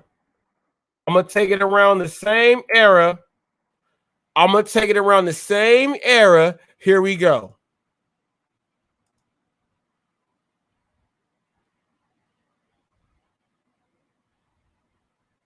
Let's talk about easy. Like fee-free easy and no minimums easy. Plus it earns interest.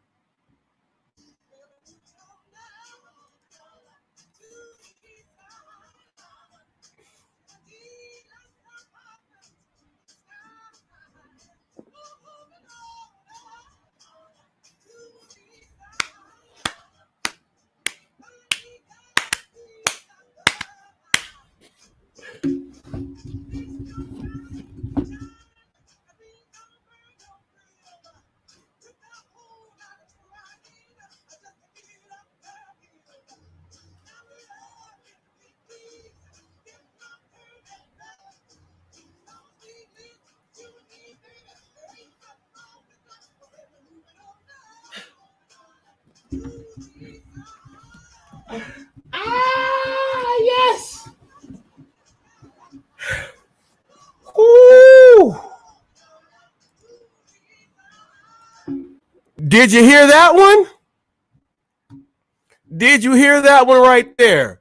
Did you hear that one? Yes, moving on up with the Jeffersons. Moving on up with the Jeffersons. You already know. When they said move on up with the big leagues, I had to get down when they said that one. Moving on up with the big leagues. Oh yes, the Jeffersons. Okay, let's go with I don't want to do that one. I want to do a good one.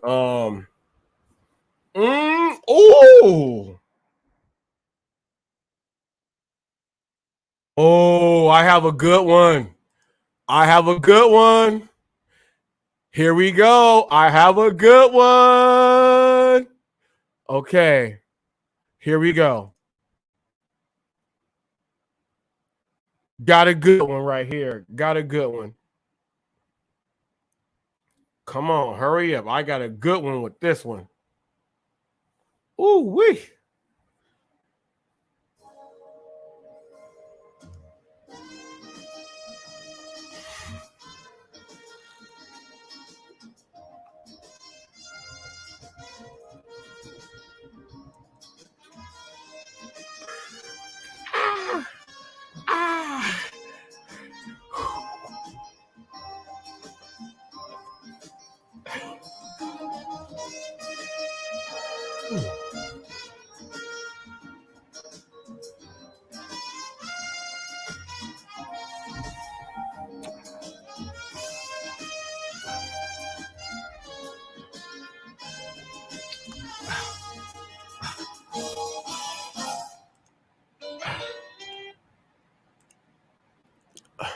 Come on now. I threw you back right there. Who knows that one right there? I threw you back. I'm going to give you about 45 seconds to try to guess that one. I threw you back right there. I threw you back. I'm going to say, I'm going to give a name of one of, you know what? I'm not going to do that because then you'll figure it out. You figure that one out right there. You got about 28, 29 more seconds left to figure that one out right there. Come on. Come on. Designing Women. That was Designing Women. At my Grammy's house, she used to babysit all the kids, and I used to push them. Yes, Designing Women. Somebody said elevator music. Yeah, that was Designing Women. My grandma, my Grammy used to babysit the kids, right? And she had them in all the playpens when I was young. And I was older than the kids. And whenever they would try to put their hands on the screen, I used to push the kids back down in the playpen. And she was watching Designer Women all the time. And she had her gold can of Coke. That was my Grammy. Can't tell me nothing. Can't tell me nothing about that. I got one. Woo! This one's kind of easy. Hold up. He said moonlighting thing. That was close. I can't do moonlighting because you already guessed it. I got one right here. I got one. I got one. This is for everyone that's at least my age. 35, you might be able to get them.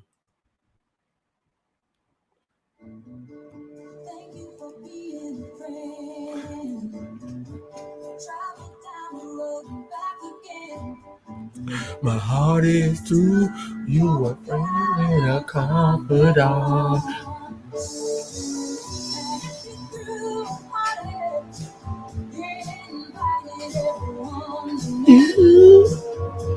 And you won't be what to give me. I'm a thorn. Thank you for being a friend.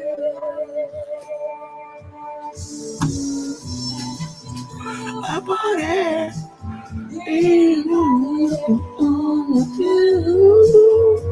And you were saying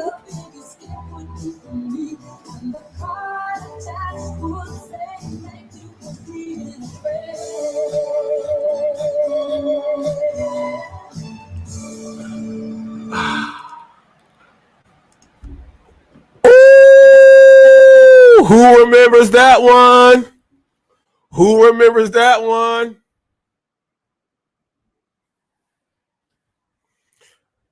That's the Golden Girls. Yep says, are we talking hot facts or what? These are hot facts. Look, man. Look, see, here is the thing that makes me different from every single. I'm not a gig channel. This is hot facts. I use the gig world to get into what I'm supposed to be doing. Everyone, see, you can't think about the gig world 24/7, man. You got to have enough time in you to think about some other stuff and do other things. I'm talking about these are hot facts. If you don't know these, you're not hot enough to know what I talk about when I break things down, when I reference them. See, these are hot facts, but this is also fun, man. We all grew up and we all used to watch TV. This is fun. So if you're looking for me to do, I already did a lot of stuff earlier. We are having fun with trivia right now, okay? We are having fun with trivia right now, okay? This is what we are going to do. We're having fun. Oh, I used to watch this show, and I might be one of the only black dudes that used to watch this show. Literally, I might be one of the only black dudes that used to watch this show. And people are like, what show is this? I might be one of the only black dudes that used to watch this show. And if you know this show, you're good. You're good. If you know this one, you're good. I think Work in Progress is gonna get this one because he got Golden Girls. Watch this one right here. Let me see. Oh, this is a good one. I used to watch this show on USA way back in the day because cable TV was bomb and USA had it. Listen to this one right here. Listen to this one right here. Oh my goodness.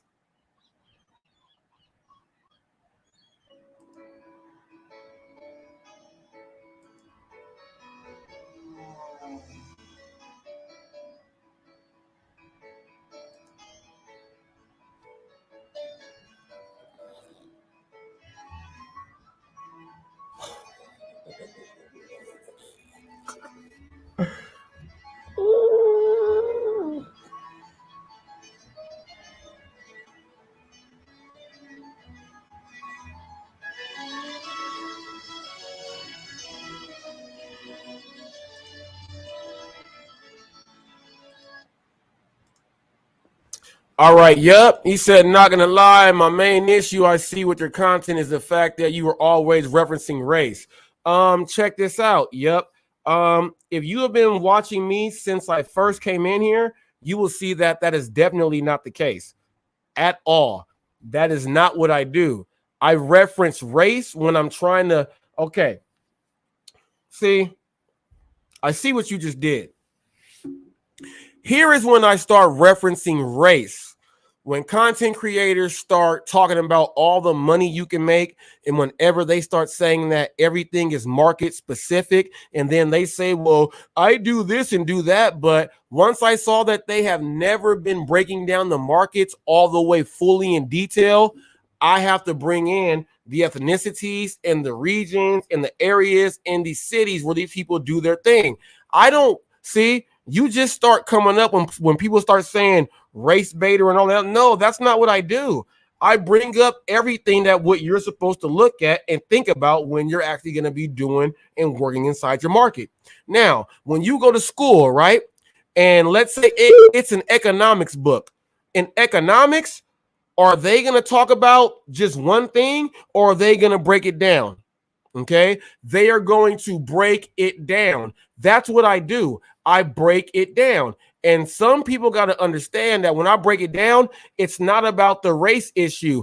I have to bring that up because we have other ethnicities where some people say that I'm not going to drive there because I won't make that money. Why are the other content creators who are in the gig world not talking about that? You know why? Because they know nothing about the other races and they know nothing about the other markets. They stay away from those areas. They don't talk about that stuff. They don't intermingle and mix. That's why I bring it up. So for them to put out content and not break it all the way down, and when they can't break it down, that shows that they really don't know everything what they're talking about. I can break down the whole gig world and break it down into separate lessons in a classroom. When I bring up race, that was only one thing. I talk about everything else. Once I brought it up one time, everyone tried to label me as he's talking about race. He's a race baiter. Why is he talking about this? Well, why do you guys literally, when you go fill out stuff and it says what's your race and everything else like that, when you buy your home and stuff like that, whenever you buy and you put that if you're white, non-Hispanic, black, African, black American, when you put that stuff down, where do you think those numbers go to? How do you think they decide on what they're supposed to do? So if someone is going to really talk about making money in markets and not break that down, then they are not speaking the truth. So when you start hearing about me was when they tried to paint the narrative that I am all about race. Now, I can go all into race, but I'm showing you that I'm a black dude who is singing all these songs and I know them all. You know why? Because I'm not racist. And all I do is bring up things. Now, check this out. When I go to these white areas and I see somebody with that old Delta Burke hairdo, they got the Golden Girls hairdo. I can reference all of that, do a little hum and a thing song and say, I bet you didn't know about that. And they giggle and laugh. They give me an extra tip. This is what I do because I know about this stuff. That's how I can do what I do. These other content creators can't teach you how to do all that stuff. I can go mix in with the white people, Mexicans, the Irish, the Scottish, the Islanders. I can mix it in with the Asians. These other content creators can't tell you, hey, I can mix it in with all of these. No, because they don't even want to care and they don't know. That's why I bring all this stuff out. It's not about race. It's about community.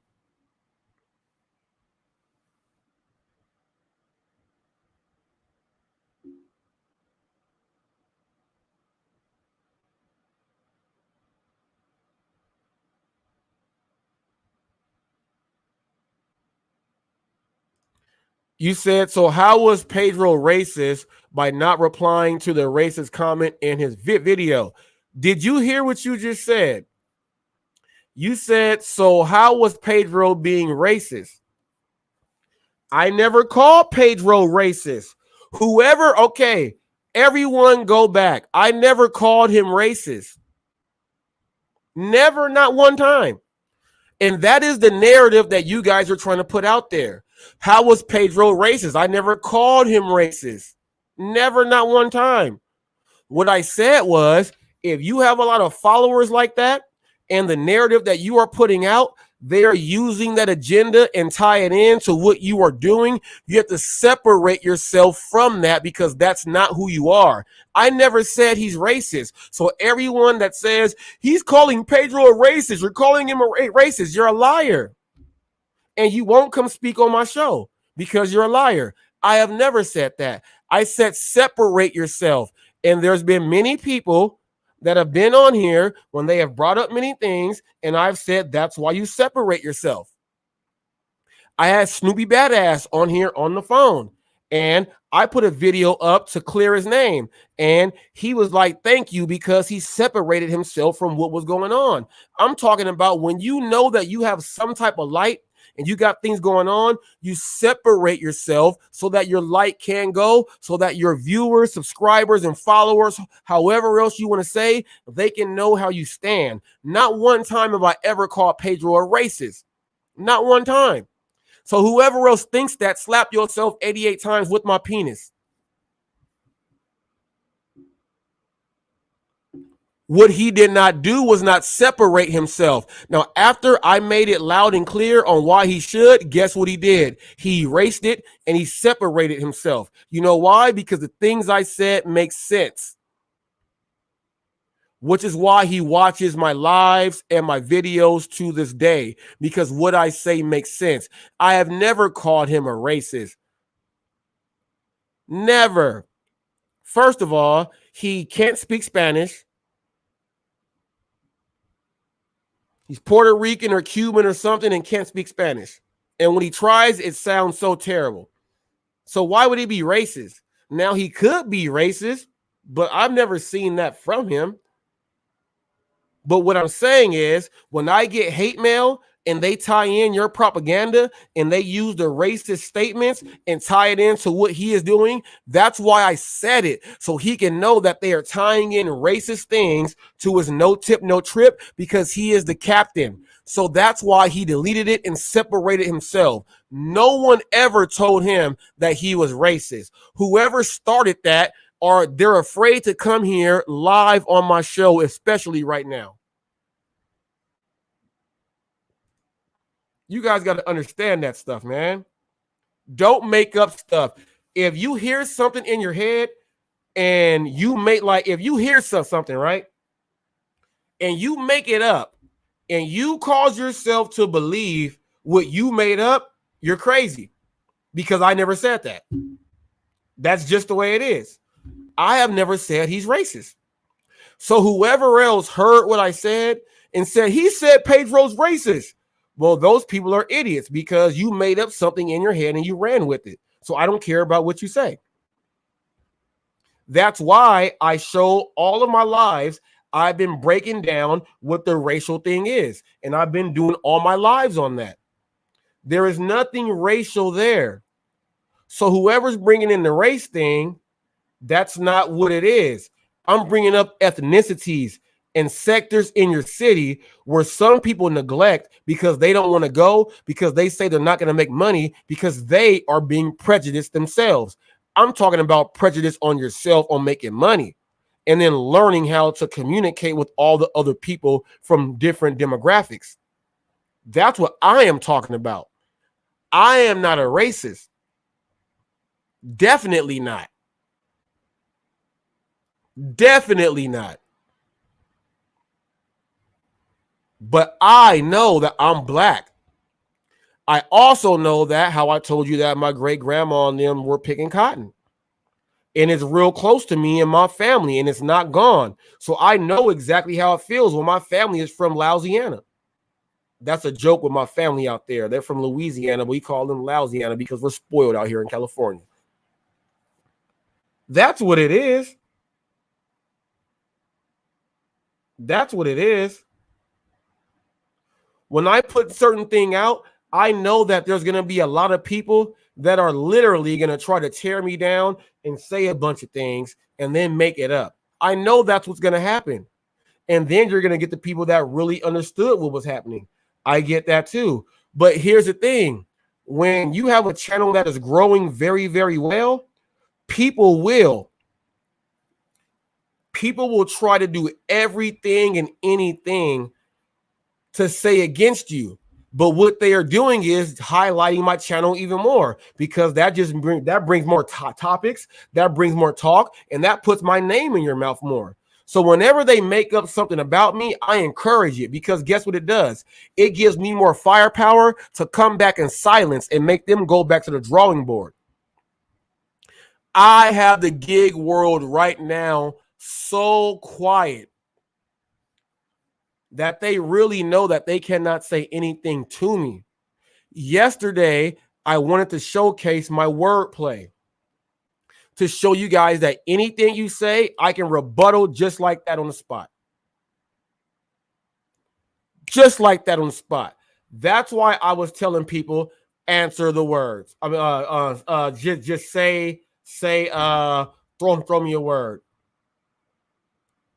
Now he says, if it wasn't what you meant, you sure didn't do a good job as being clear. Yes, I did. Yes, I did. Because during when that happened,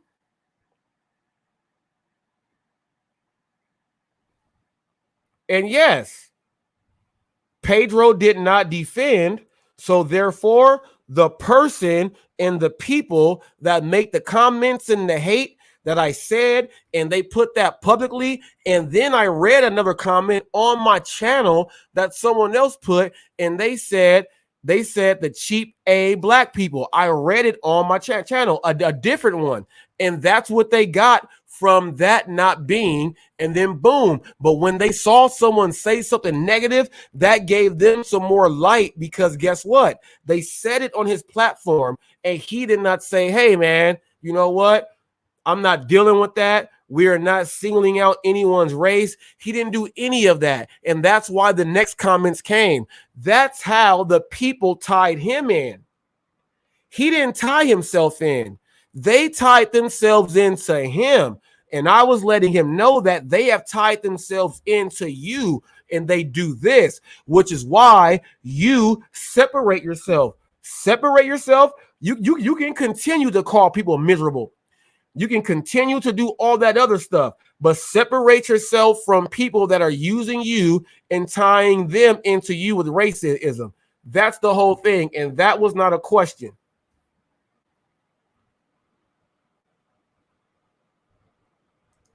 And then you said, why do I heart people's comments when they use the N-word?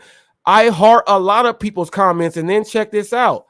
Anytime the N-word is used on my channel, first of all, in my thing, you cannot say the N-word. It's blocked out. I have to approve it. And once I approve it and see what they said, then maybe that's it. Okay, now let me tell you this. I say nigga all the time. I say nigga all the time. I'm saying nigga right now. I say nigga all the time. My nigga, what's up, my nigga? I say nigga all the time. I don't use it when I'm in a public setting like that. I only use it when I'm with the people who I'm supposed to use it with, because once you say it in public, people think, well, why do black people say the N-word? Why do they say nigga? Why do they say nigga? Well, let me tell you this. They told us that we are niggers. From Niger to nigger, we switched it. I'm not your nigger. I'm a nigga. I'm different. And watch me escape.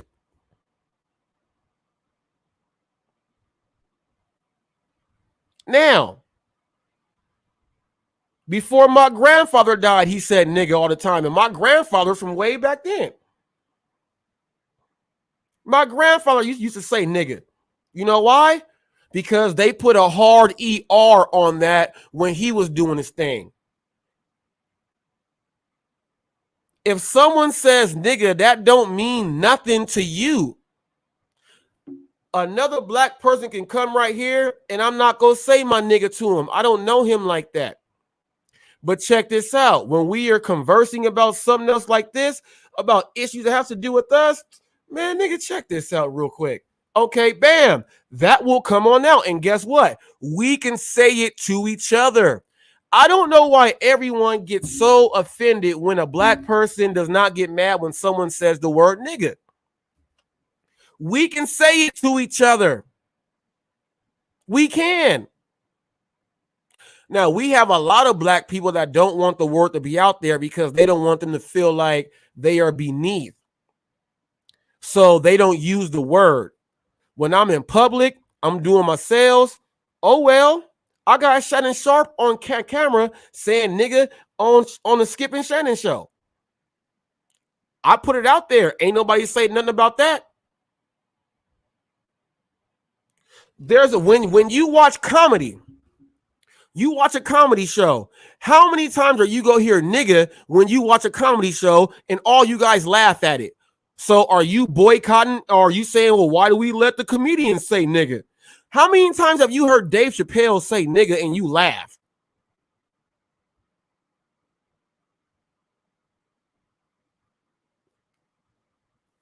It's not a double standard.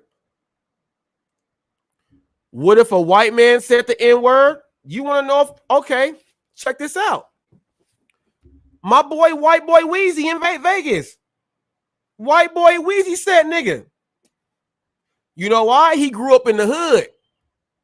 Just like when you hear the Asians in Long Beach, they say nigga. The Samoans say nigga. We are from an area to where they treat them like us. They can say it because that's how we grew up. I know some white dudes who grew up in the hood and they are from actually black neighborhoods. They say nigga. And guess what? The white people don't like them because they say they're blackwashed, not whitewashed. You're getting mad because we have a word that is worldwide that means a derogatory statement.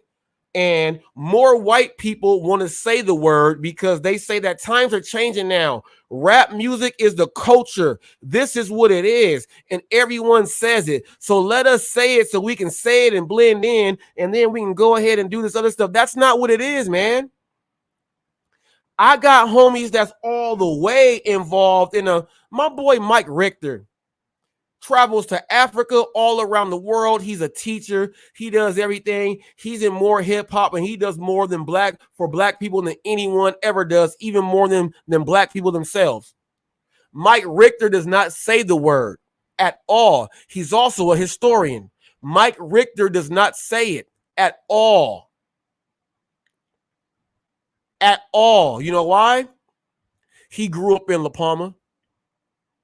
We went to school with him, but he didn't grow up there. But he embraced us and he learned our whole culture. He even speaks some African languages. He does not even use the word. I use him as the highest example. He doesn't even use the word. He chills with a bunch of black people and everyone's throwing it around and he never says it. But if he did, no one would ever care. But if he did, we would be like, what's up? That's not you. It's not you. So, white people trying to use the N-word, okay? White people, okay? And I'm not saying all. I'm breaking this down. If you live in Lakewood, you live in Bellflower, you live you live around there, you a white person in Gardena, you a white person in Compton. We got white people that literally live in the hood and that's where they grew up. And they get a pass. Whenever you hear people say, "Oh, how'd that dude get a pass?" This is where he's from. And then he only says it with the sector on where he's from. He ain't gonna go say it with people he don't know, because there is a difference. And if you want to go out and say the N-word, come on my show right now and say it.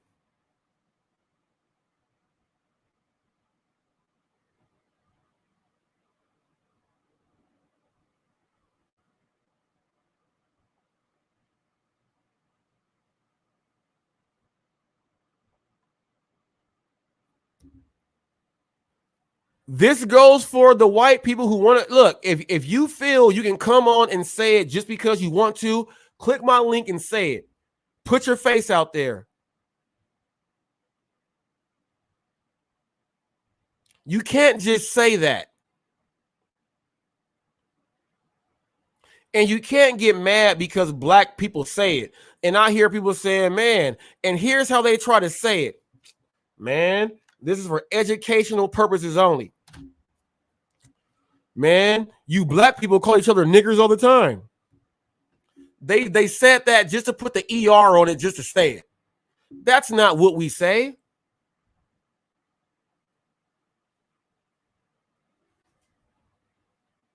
You'll call us this. This is not what it is, because we are not that. Then they tried to call us Negroes. Come on, man. Negroes? Why don't you say Negro? You keep saying the N-word. Why don't you say Negro? Say, why do you Negroes say nigga to each other? Just say it. I dare you to. And put your face on the screen and see what happens. You are going to get, people are going to come at you so harsh that why the hell do you even want to say it? And why are you asking me the question? That's like saying, how does it feel to be black every day? How does it feel to eat sauerkraut and leave butter on the counter all day, every day? Guess who does that? Warm butter just melting on the counter, just sitting there all day. That's like me saying, how's it feel to do that? What?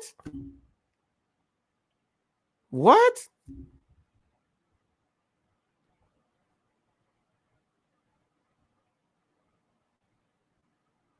No, you said you think everyone should stop saying it. No, that's not gonna.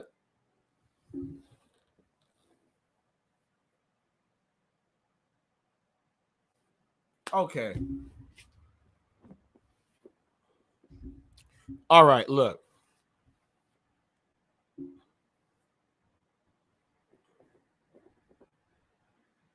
Black has starts with the N in every single language pretty much you can speak. It starts with the letter N. Everyone knows what black means because the history of mankind. All from the history of mankind. When people start speaking English all the way right, and they were like, we finna come to Plymouth Rock. All these niggers over here. They chose to call us that. Right? When they are whipping us and beating us and raping our women, and that's how light-skinned people first came, they were calling us niggers. So guess what? The people that got fed up with that said, I'm not a nigger. We gonna show them what a nigger is. So therefore, it is in the history, in the culture of every single black person and black family you will ever come in contact with. That word will be used all the time. They may hide it if they have special guests coming over. They may hide it. If there's no special guest, we're speaking freely. And that's what it is. That word will never be taken out because they tried to put us down with the word while they were whipping and beating us. Once we start getting strong enough, throwing all that hay, they was like, oh, because let me tell you this. When we was over there, we were running real thin like Shaka Zulu, thin, real cut, the nice abs, all of that, real nice bodies. All the mass, All the mass and the swollenness came from, guess where that came from? They said, oh, let's pick this slave and let's breed these two slaves like dogs. Let's breed these people like dogs. Once your job is, let's throw this hay. Throwing hay out there. What do you think you doing if you picking stuff out the fields all day, using shoulder muscles, using triceps and stuff all day long? You about to get real big and buff, right? That's a workout all day long, right? Just like jail, they work out, right? So check this out. When they start seeing that, man, that whip don't hurt no more. Next time he hit me with that whip, okay, somebody go distract the dude who got the gun. They're normally going to send the black woman who they have been trying to rape to go ahead and do your thing with her. She's going to distract him. And while the master with the whip, he trying to whip, that whip don't hurt no more. All them lashes don't hurt. Guess what he did? Whip, snatch, let's whoop that ass. I'm a nigga, not a nigger. That's how it is. And you will never take that out. And it's hard for people to understand that, but that's exactly the way it is.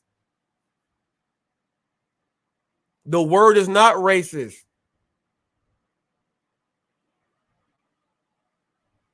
The word is not racist. It's racist because that's what white people and what they try to put on us. The minute we remix the word, you can't use that word either. Why? Why can't we use the word? We go use the word and make it into something else. I tell you right now, I could walk out. You know what I'm going to do? You know what I'm going to do? I'm going to do a video, right? I'm going to walk up to random black people and say, what's up, my nigga? And I'm going to see which ones do not like the word and which ones do. The word is not racist to us. And if someone don't want to use the word, they don't have to use the word. I say nigga, so what? I'm saying it right now. Nigga, nigga, nigga, nigga, nigga. Nigga, nigga, nigga, nigga, nigga. I say it. So what? How many songs do you guys dance to and sing the words in your house where they say nigga in the songs, but when you in public, you leave the nigga word out because you around all the other people?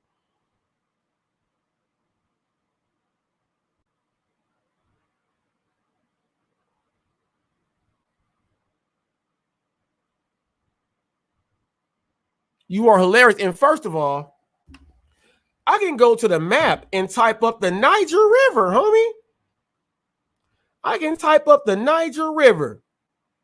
It just got an extra G at the end.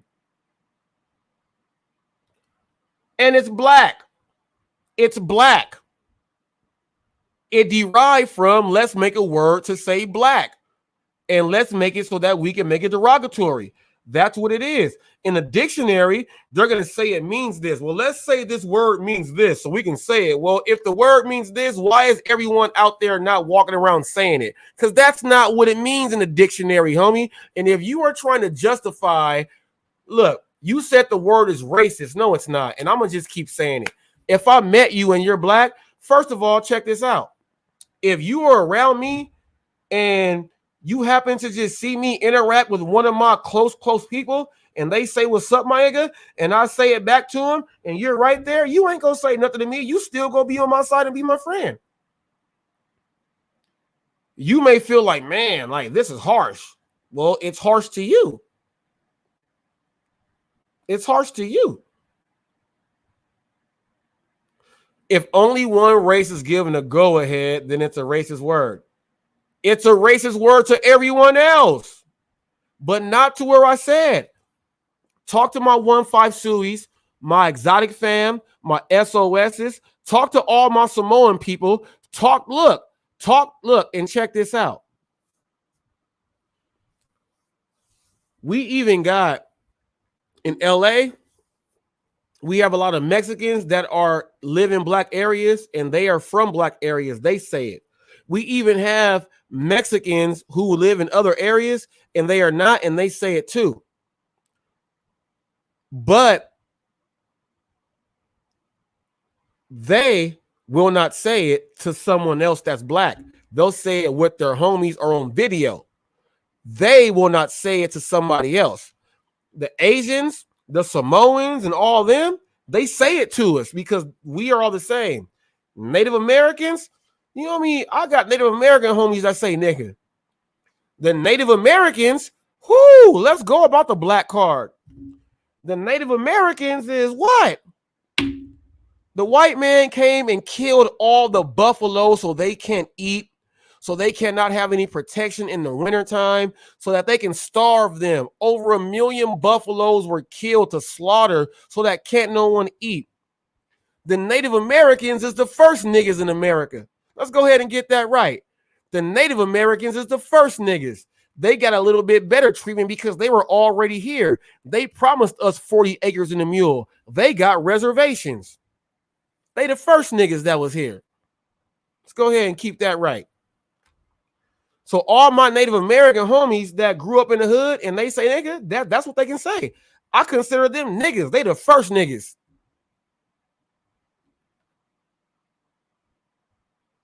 They the first niggas.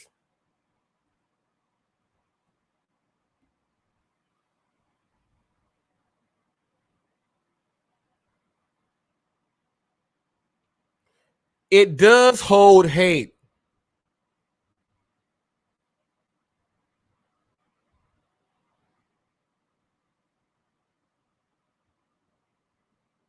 The N-word has hate. You say it doesn't have, it does have hate. It has hate historically. You cannot say it. This is something that you cannot understand. You cannot. All right. I want you to go on your phone wherever you live, right? And I want you to do this. And I guarantee you get 1 million views.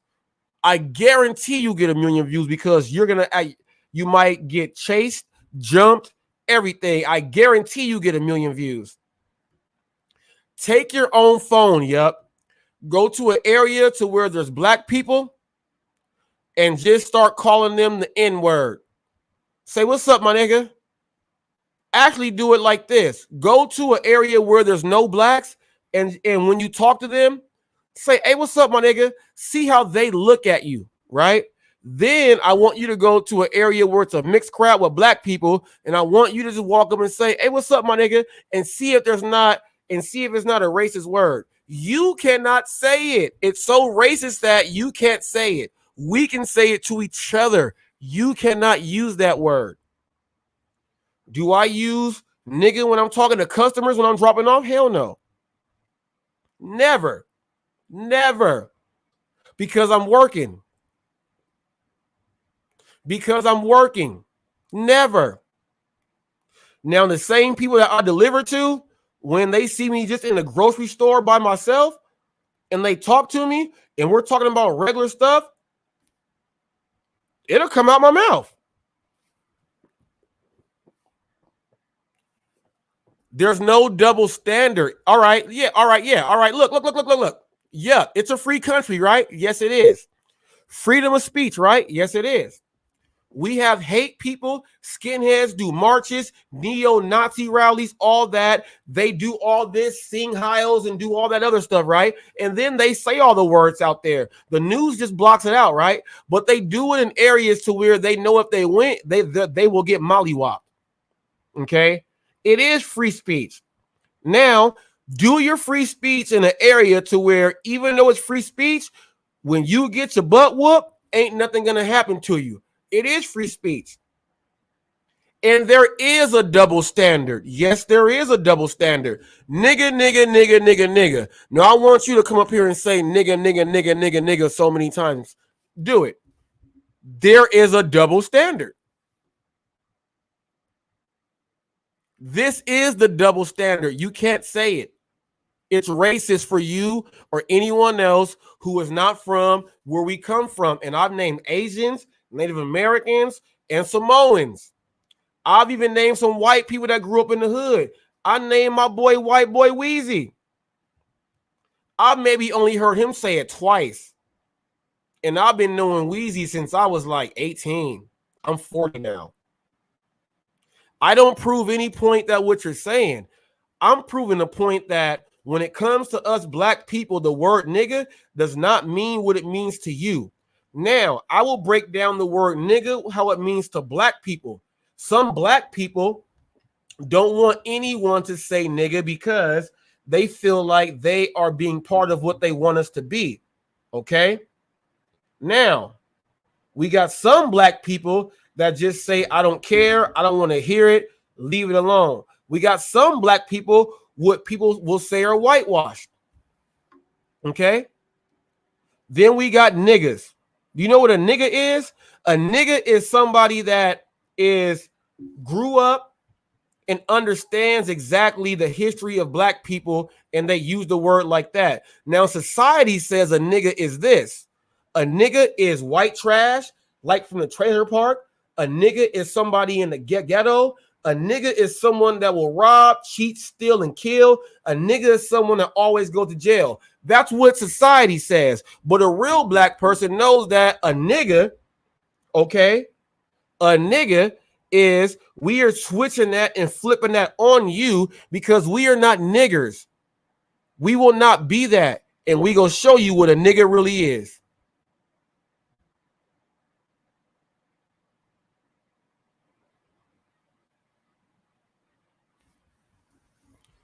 All right, now Nick Scott. This is what I'm saying right here, Nick. Now check this out.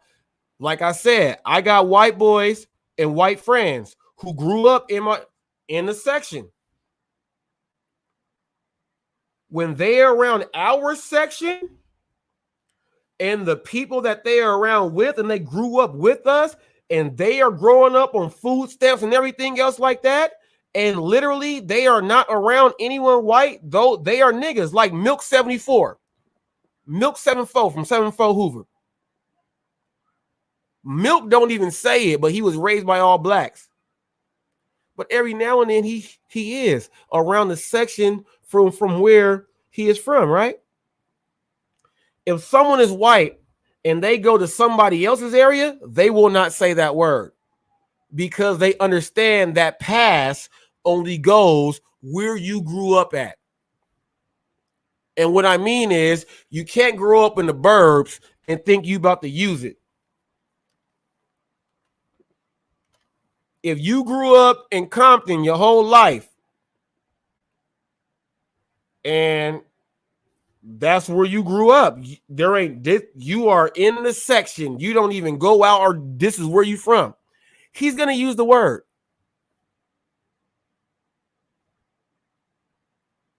Do I think MOK will be okay with that word? MOK said Negro. And behind closed doors, he said nigga in his house. But he said Negro out loud. What do you think a Negro is? What do you think a Negro is? What do you think of old nigga spirituals? Old Negro spirituals. What do you think that is? So why don't all white people walk around and just call black people Negroes to this day? You know why? Because that you know what? That is, you might as well call them a nigger. That's why they don't. Why do you think black people don't call each other Negroes on a regular basis? You might hear somebody say, Negro, please. That's when something is serious.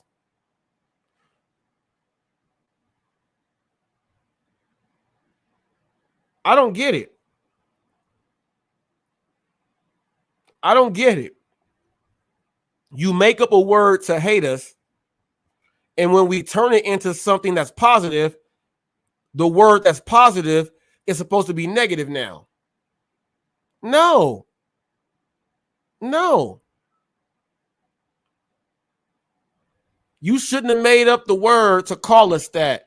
And you shouldn't allowed us to get big and buff and get swole to where the whip didn't hurt, to where we said, we gonna show you what a nigga is. And then let me tell you this, nigga, you know, when they was like, we niggerous. The old slave talk, when we have to go from Swahili to speaking English, okay? When they start speaking English, we niggerous.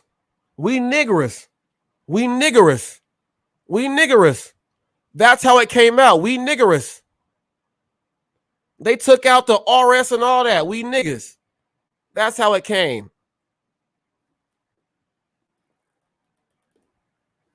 That's how it came. We not niggerous, we niggas. And we gonna show you what a nigga is. Whip me with that whip one more time after she seducing the dude that's been raping her because she know that we about to get in his butt and we about to run.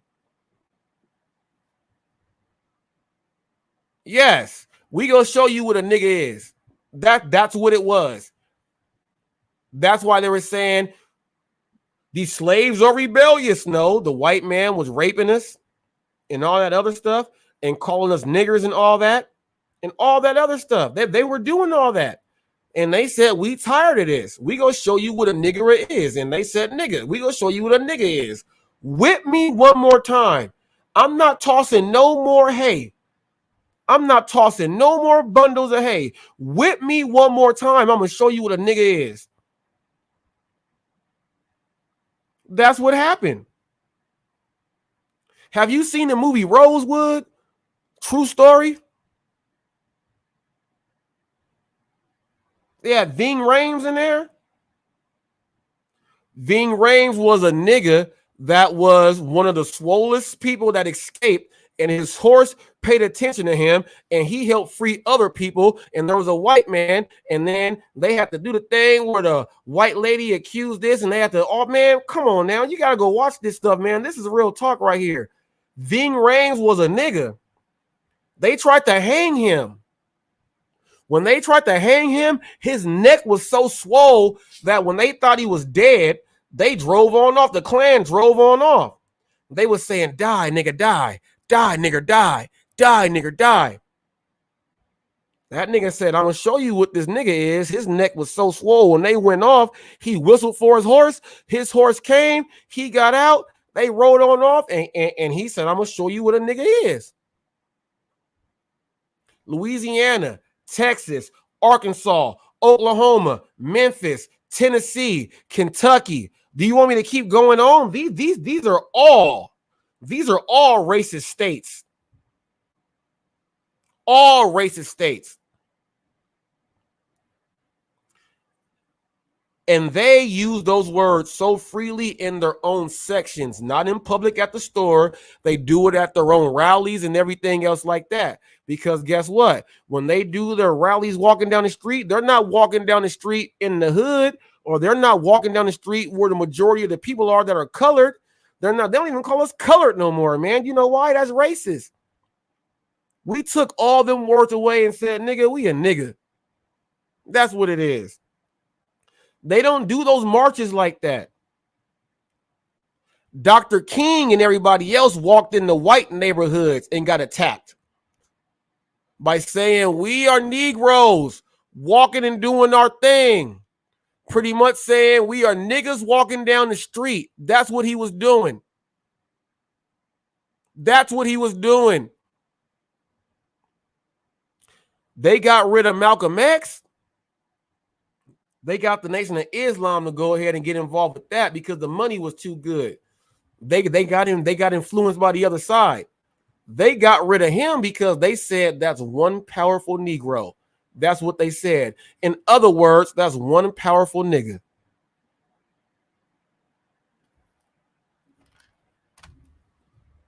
Let me ask you this, yep.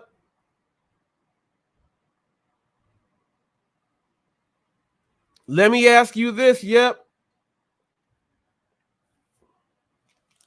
When Black History Month comes around, do you go back home? And I'm saying this, don't say, man, it's Black History Month. Let's make some ribs. And let me tell you that black folks are the first people when barbecue first started. It started with us. Go back and read the history of Juneteenth. Barbecue started back then when Juneteenth. That's what we used to do. We used to barbecue. So just don't say you barbecue for Black History Month and you doing Black history. How about you teach your kids the Black National Anthem because we have one? How about you teach your kids about Langston Hughes, Spring Garner Award winner? Okay? Okay? How about you really go ahead and do Black history? Black history comes around and no one cares. No one goes out and learns this stuff. Everyone knows that, hey, man, I got black friends. We finna eat some barbecue. No, how about you learn some stuff? Why don't ask me, go ask the black people. How about when Black History Month comes, go do something to where you can actually learn a whole lot more and figure it out. Or do a video, create content, and go ask black people why the word is like this. I guarantee as a white person, you will get 1 million views if you walk and ask black people why the word is like this. Go create your own content and figure it out. Go do it. And participate in Black History Month. For real. And don't ask these questions because then you'll know. You know, Jesus wasn't white, right? You know Jesus wasn't white. You know Jesus was not white, right? You know that, right? Right? Like, you know that, right? You know that where he is from. And actually, if you break down, you go down to King Herod and break down from Caesar Augustus, you go ahead and break that down, you will actually see where Jesus was from and how it broke up, and then that's where they were over there. But literally, go read and do your history. He is from where the part up there. The black people are light-skinned, hair like wool, black people from up there. That's why the people up there in the Middle East get treated like black people. They call them sand niggers. You know why? Because that's what they did. They call them sand niggers. I went to school in Orange County when they would call me a nigger and call the other dude a sand nigger. And the dude is from India, Punjabi. They don't even know the difference.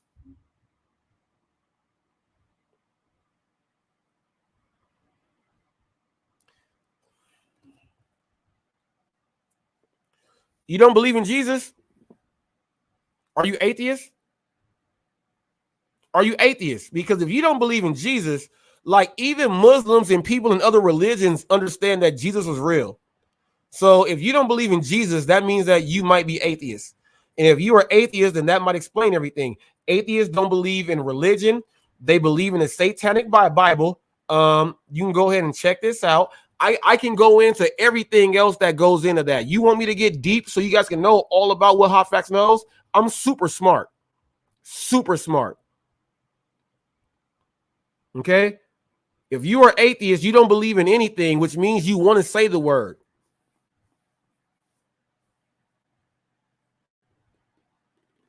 I believe in being yourself. You are not atheist, but you believe in being yourself at all time. Don't you know that? Okay. All right. Don't you know that when you believe in yourself and that you are your own God and everything else, I'm not even going to go and break down the different demons that the devil has broken himself into. I'm not even about to go ahead and get into the all the archangels. I'm not about to do all that. Anytime you believe in yourself, you don't believe in a higher being and you don't believe in God, which means that the devil blocks that out, which makes you a non-believer. Okay? A non-believer. Non-believers want to push the envelope on things that they want to say and then they can't. You are a non-believer, and non-believers will try to push the N-word. You cannot do that. Please stop.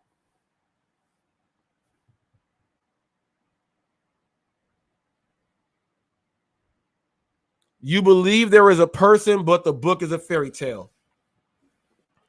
You do know that every book in the Bible. See, here's what people got to understand. You can go to the Torah, the Quran, the Old Testament, and all that. It's all in there. All those books are all in there. Okay? All those books are all in there. You know why those books are there? God was for real and present a whole lot more then. God had more people doing his word to help everyone. Okay? Every book was written. A lot of the books were written while they were doing this stuff. Actual documentation. It's kind of like this now. If you record a video and someone sees a video, the video is real, right? Well, then When they wrote what they saw, that's what they saw. They wrote it down. That's what they did. Now, each religion, they're going to tell you about the prophets in their religion that went ahead and they spoke to God, because guess what? God said he speaks to the people who are holy. How do we know who is holy? Only he knows. There are multiple men and people that he used throughout the history of mankind who were able to do their thing. Okay? Each religion will tell you.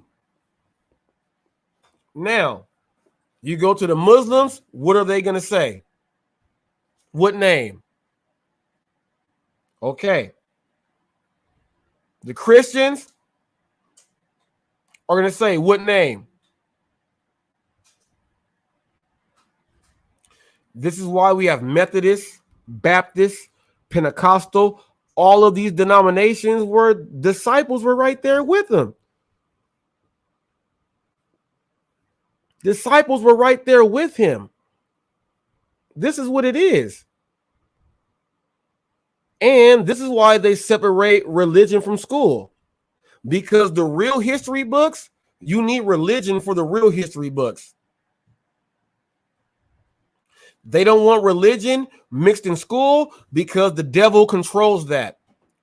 When you look at when the president and all of them are swearing in, you look at whenever they're doing these things, look at the pillars up there. Look at all the pillars. Look at all the pictures. All that is satanic memorabilia is what I say. Merchandise. It's all satanic merchandise sitting up there on your face. Now, I'm not going to get too deep into that because you should know what I mean when what I'm talking about. This is the devil's realm.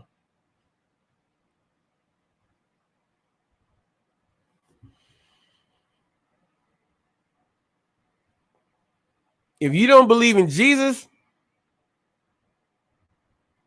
then that means that anybody else that was a prophet that in the history books of all, and here's how you know it's real. You go check the religious books from the different religions, as far as the ones who are going back to date to when all this was going on. The separate religions talk about the same people. How can separate religions talk about the same people? How can separate religions talk about the same people?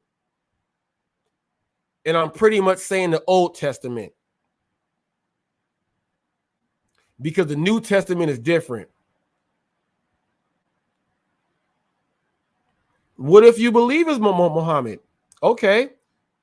Now, do you believe that Muhammad, okay.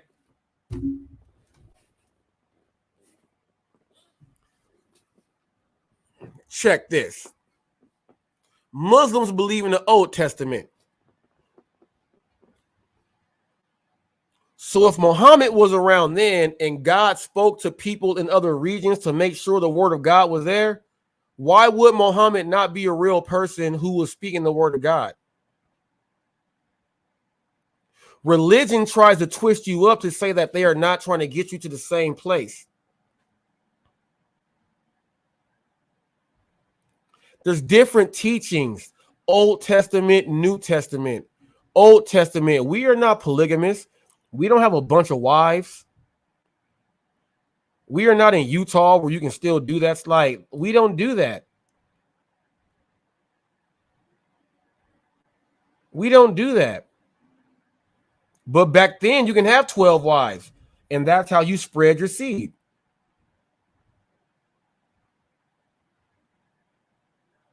Okay?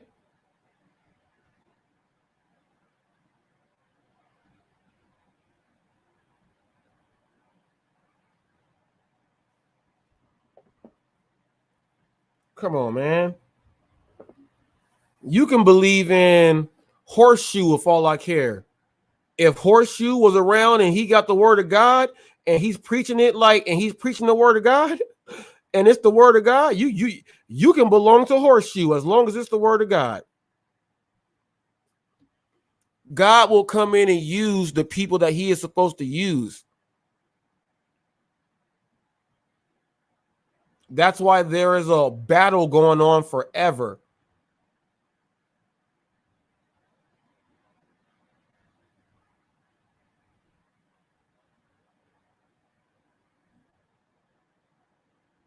God is here. In my books? No, the book of man, the book of mankind, the book that we are all written under, that when it's time for us, we are under that book, that book with the word of God. And if you go back biblically, you will understand that the numbers in the Bible, and I'm not even going to go into the number sequences so you guys can break that down, people. I'm not going to be doing that for you. You guys got to do your own Bible study.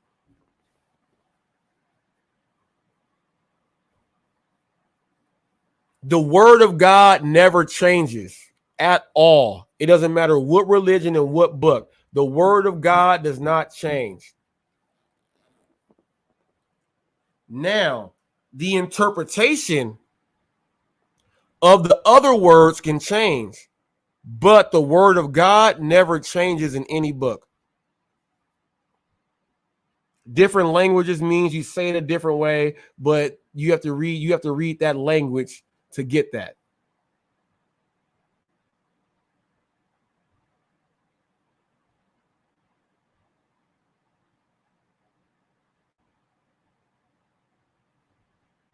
All right, so back when? You mean to go back when? What are you talking about back when? I'm talking about back then. I'm talking about from when they start writing and documenting everything. Now, people say that, man, well, who start writing? Who chose to document? All that stuff might be fake, man. Come on now. Come on. Come on now. I remember when I was in church, I was maybe 9. And this is when we found out that our pastor spoke Spanish, Pastor Glass. Homeless Mexican dude walks in. My church is off of Atlantic and Rosecrans, Compton, people. Rosecrans, Atlantic and Rosecrans. Y'all already know where that is right there. You cross over, that's Linwood. You got the mob, right? You got all that stuff right there. Cross Atlantic, all that's right there. All that's right there. Mexican dude walks in the church and he's crying. He just walked in the church and he's crying. Our pastors start praying for him and everything. And so we didn't know he spoke Spanish. He started speaking in Spanish. He was saying, "Say Jesus." And then he went into he was speaking in tongues and Spanish at the same time. And some of you guys don't know that tongues is a language by God, and that's the Holy Spirit. And you cannot teach that. It comes out by itself. You cannot teach that. Our pastor starts speaking in tongues and in Spanish. When he cast the demon out, the doors in the church opened up. The demons left. That was God. Why did that man walk into a church of God in Christ and he didn't speak no English? That was God. He walked into a church of God. And that's what happened. He walked into a church of God. That's why the book is for real. That's why the book is for real. That's why the Old Testament is for real, for real. The New Testament and Revelations and everything else, we are going through that right now. Stuff is real, real. That's why I tell people to treat everyone the right way. We are living in a crazy time.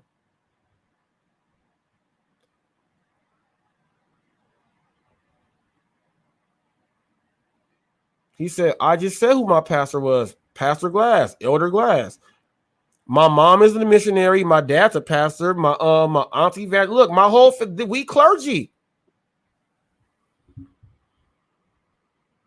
He said, when you were 9, you saw that. Do you want me to go and I can get people to come in here and testify on that. That happened. If I'm 9 and the whole church sees it, oh, because I was 9 and I saw that happen, it's not real. You got to be a grown man to see that. Well, what about all the other grown people that were there in the church?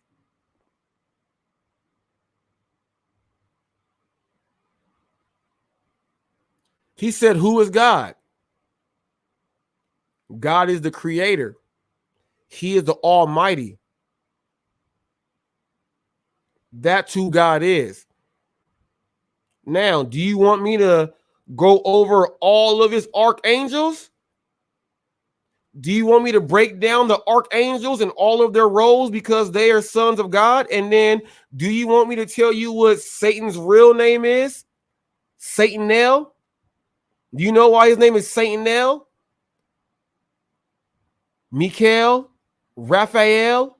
I can keep going on. Those were archangels, and those are the ones who are of God. Satanel, Satan, Beelzebub, all of them. Belial, Belial, Belial. However you want to pronounce it, I'll break it down to you there. This is Hot Facts. I'm telling you who God is. God is the Almighty. He is the creator. He's the one that got my son up there with him right now. Because my son was a child and innocent. He's in heaven. He's the one that got my son right now. I'm telling you who God is. God is also in a human form. He comes back in. Now, depending on what religion you are, you'll go ahead and say it to whatever you want to say. He came in a human form to Christians with he's Jesus in a human form. The Father, the Son, and the Holy Spirit, the Trinity. God is the man. God is the man.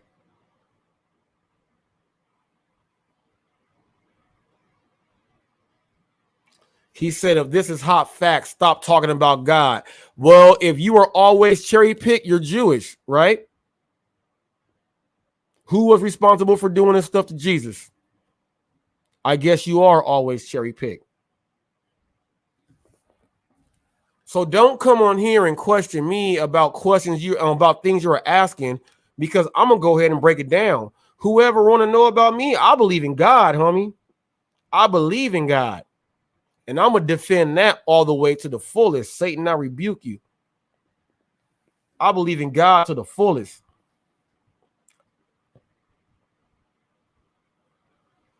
And I don't care what anybody says.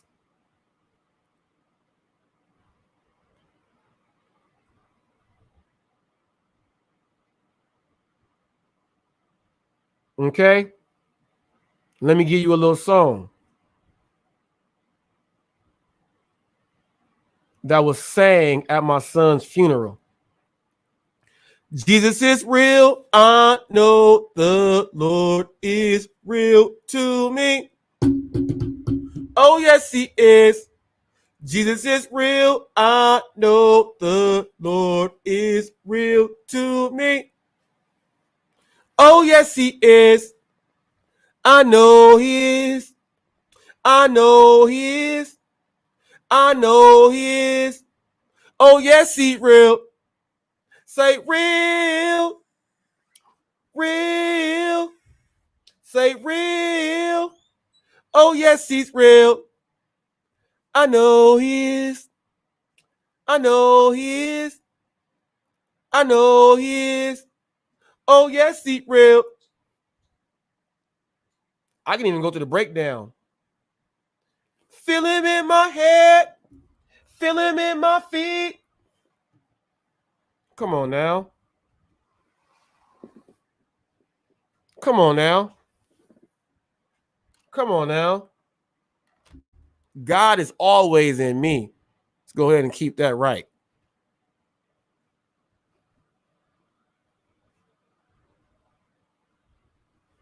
He said, you said Jesus comes before everything, so that includes facts. Well, before Jesus was here, he used Moses, and then Jacob. Ooh,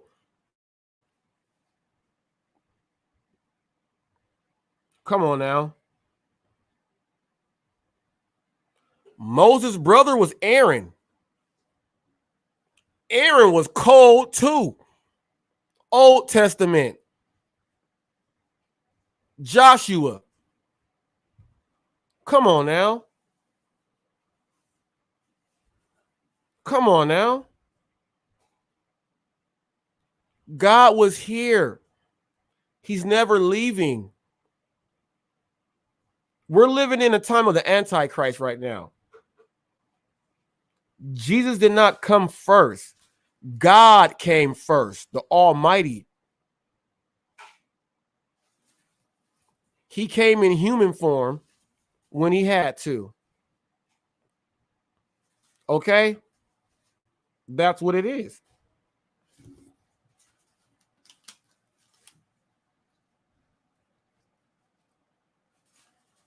And check this out. All of Jesus' disciples was niggas. All of them. Fishermen, carpenters, all of this stuff. They was niggas in the city. And guess what? His 12 disciples, they were a gang. And they were treated like a gang. They had a gang leader. They walked around the streets, baptizing people, preaching for people, praying for people, and fighting against anybody who said it wasn't right. They were a gang. A holy gang. That's what it was. That's what it was. Hey, Samson was cold. Delilah, hey, Samson was cold. This is why, man, this is why think they will always try to come and get you, how they're trying to come and get me. But it don't work like that. My soul is good. My soul is good. That's why all that race baiting and race talk went out the window. I was trying to have a good old show, and we was doing old theme songs from TV shows. And someone want to talk about some stuff like this, I don't care because I can go there. I can go there, homie. I can go there, homie. I can go there, homie. He said, what race was that gang you speak of? You talking about Jesus' gang, his disciple gang? The race was the holy gang. The holy gang. Now, where they were born and where they were from, that don't mean nothing. They were from the holy gang. That's why they were baptizing everyone. They were doing all the stuff. They were from the holy gang, that gang. That's where they were from. The holy gang. What gang you speak of? What race was that gang? The holy race of God gang. That gang. God's gang. That gang. That race of people. The ones who are going to go up. That race of people. God's people. That gang. What skin color was the group that you speak of? Well, some of them was light skin color, melanin. Some could have been a little darker. Some could have been a little lighter. My kids are every shade of black. What do you mean, what color? They are the color from where the sun is and what region they are from. That's the color. That's why people go outside and tan. They didn't have suntan lotion back then. They was out there in the heat. And the ones that were slaves was out there building pyramids for the pharaoh. Okay? They was out there building pyramids for the pharaoh getting dark.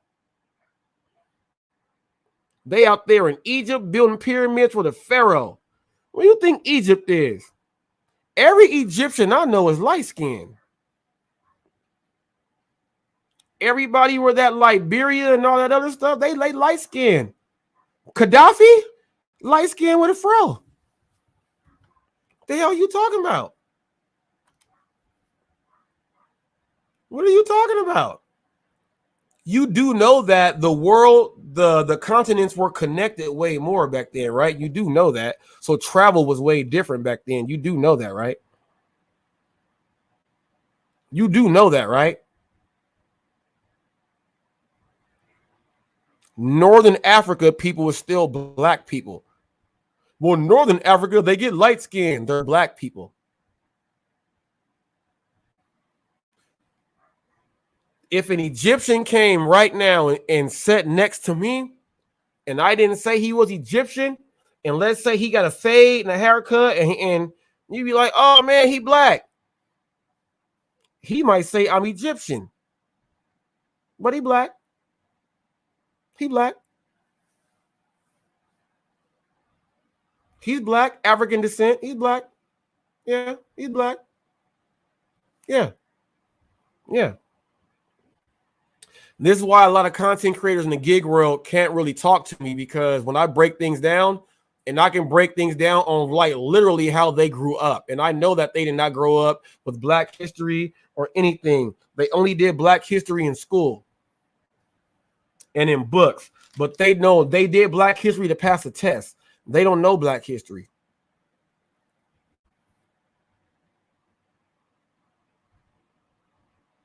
He said, what in your eyes, what ethnicity is that gang you talk about?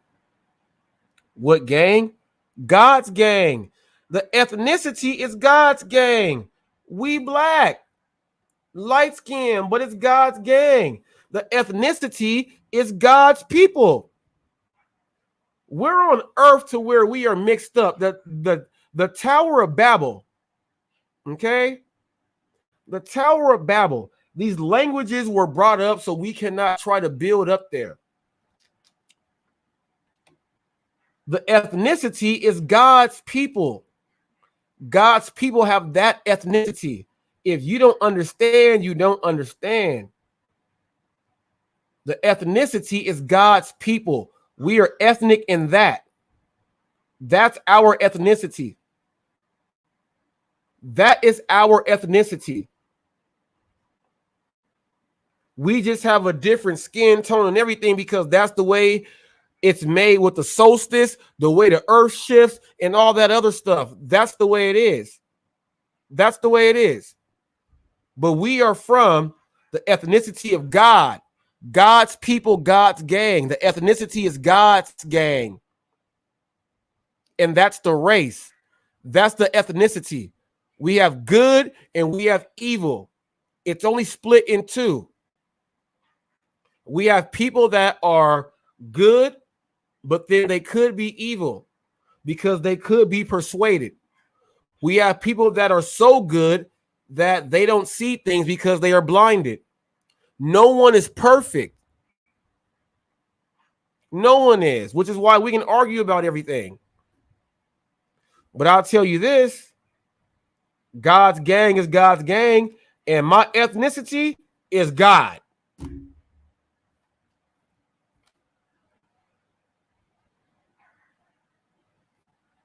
And he said, in your eyes, God is black with a black ethnicity gang. No, Jesus is black. In the human form, Jesus is black. In the human form, Jesus was black. He was light-skinned. He might have been a little bit darker than El DeBarge. His hair is like wool. Jesus could have got the real cornrows. Okay?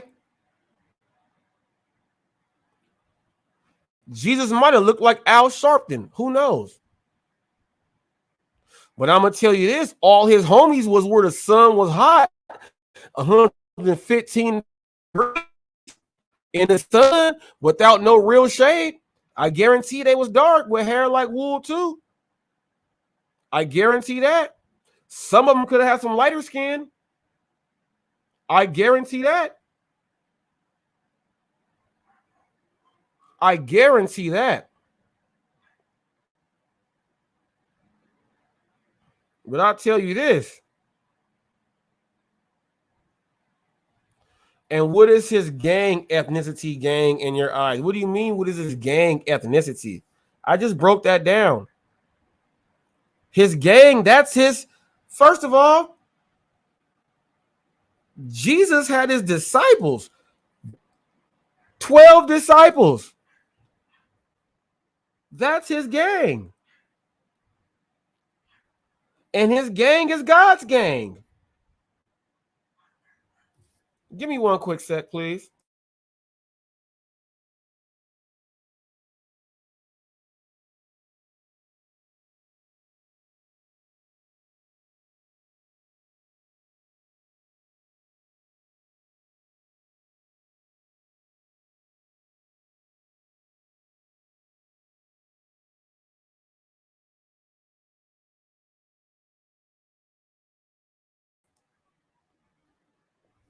My dog was going nuts.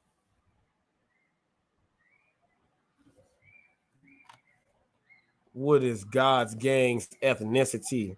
I broke down what God's ethnicity is for us. We are his people. We're part of his gang. When we get up there, first of all, when we die, give me one quick second.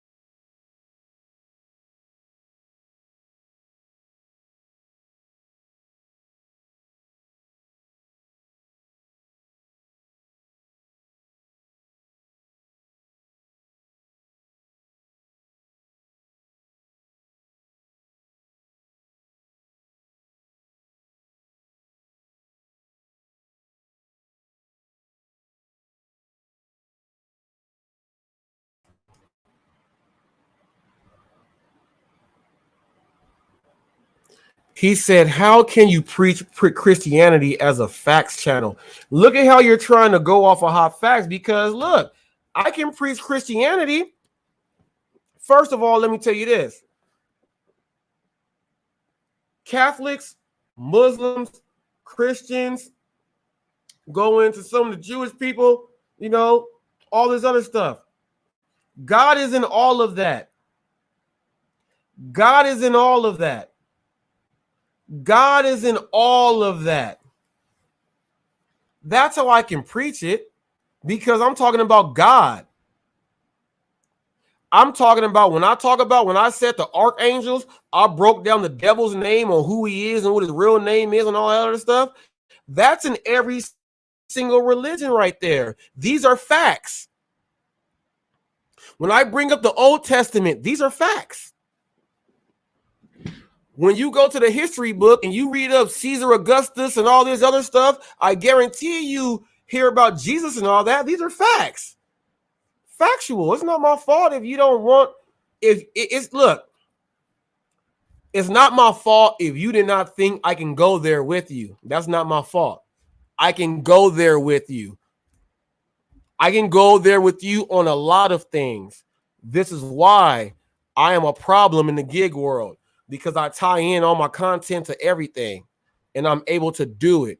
This is why I'm a problem with a lot of people, because I can talk about things that they really can't talk about.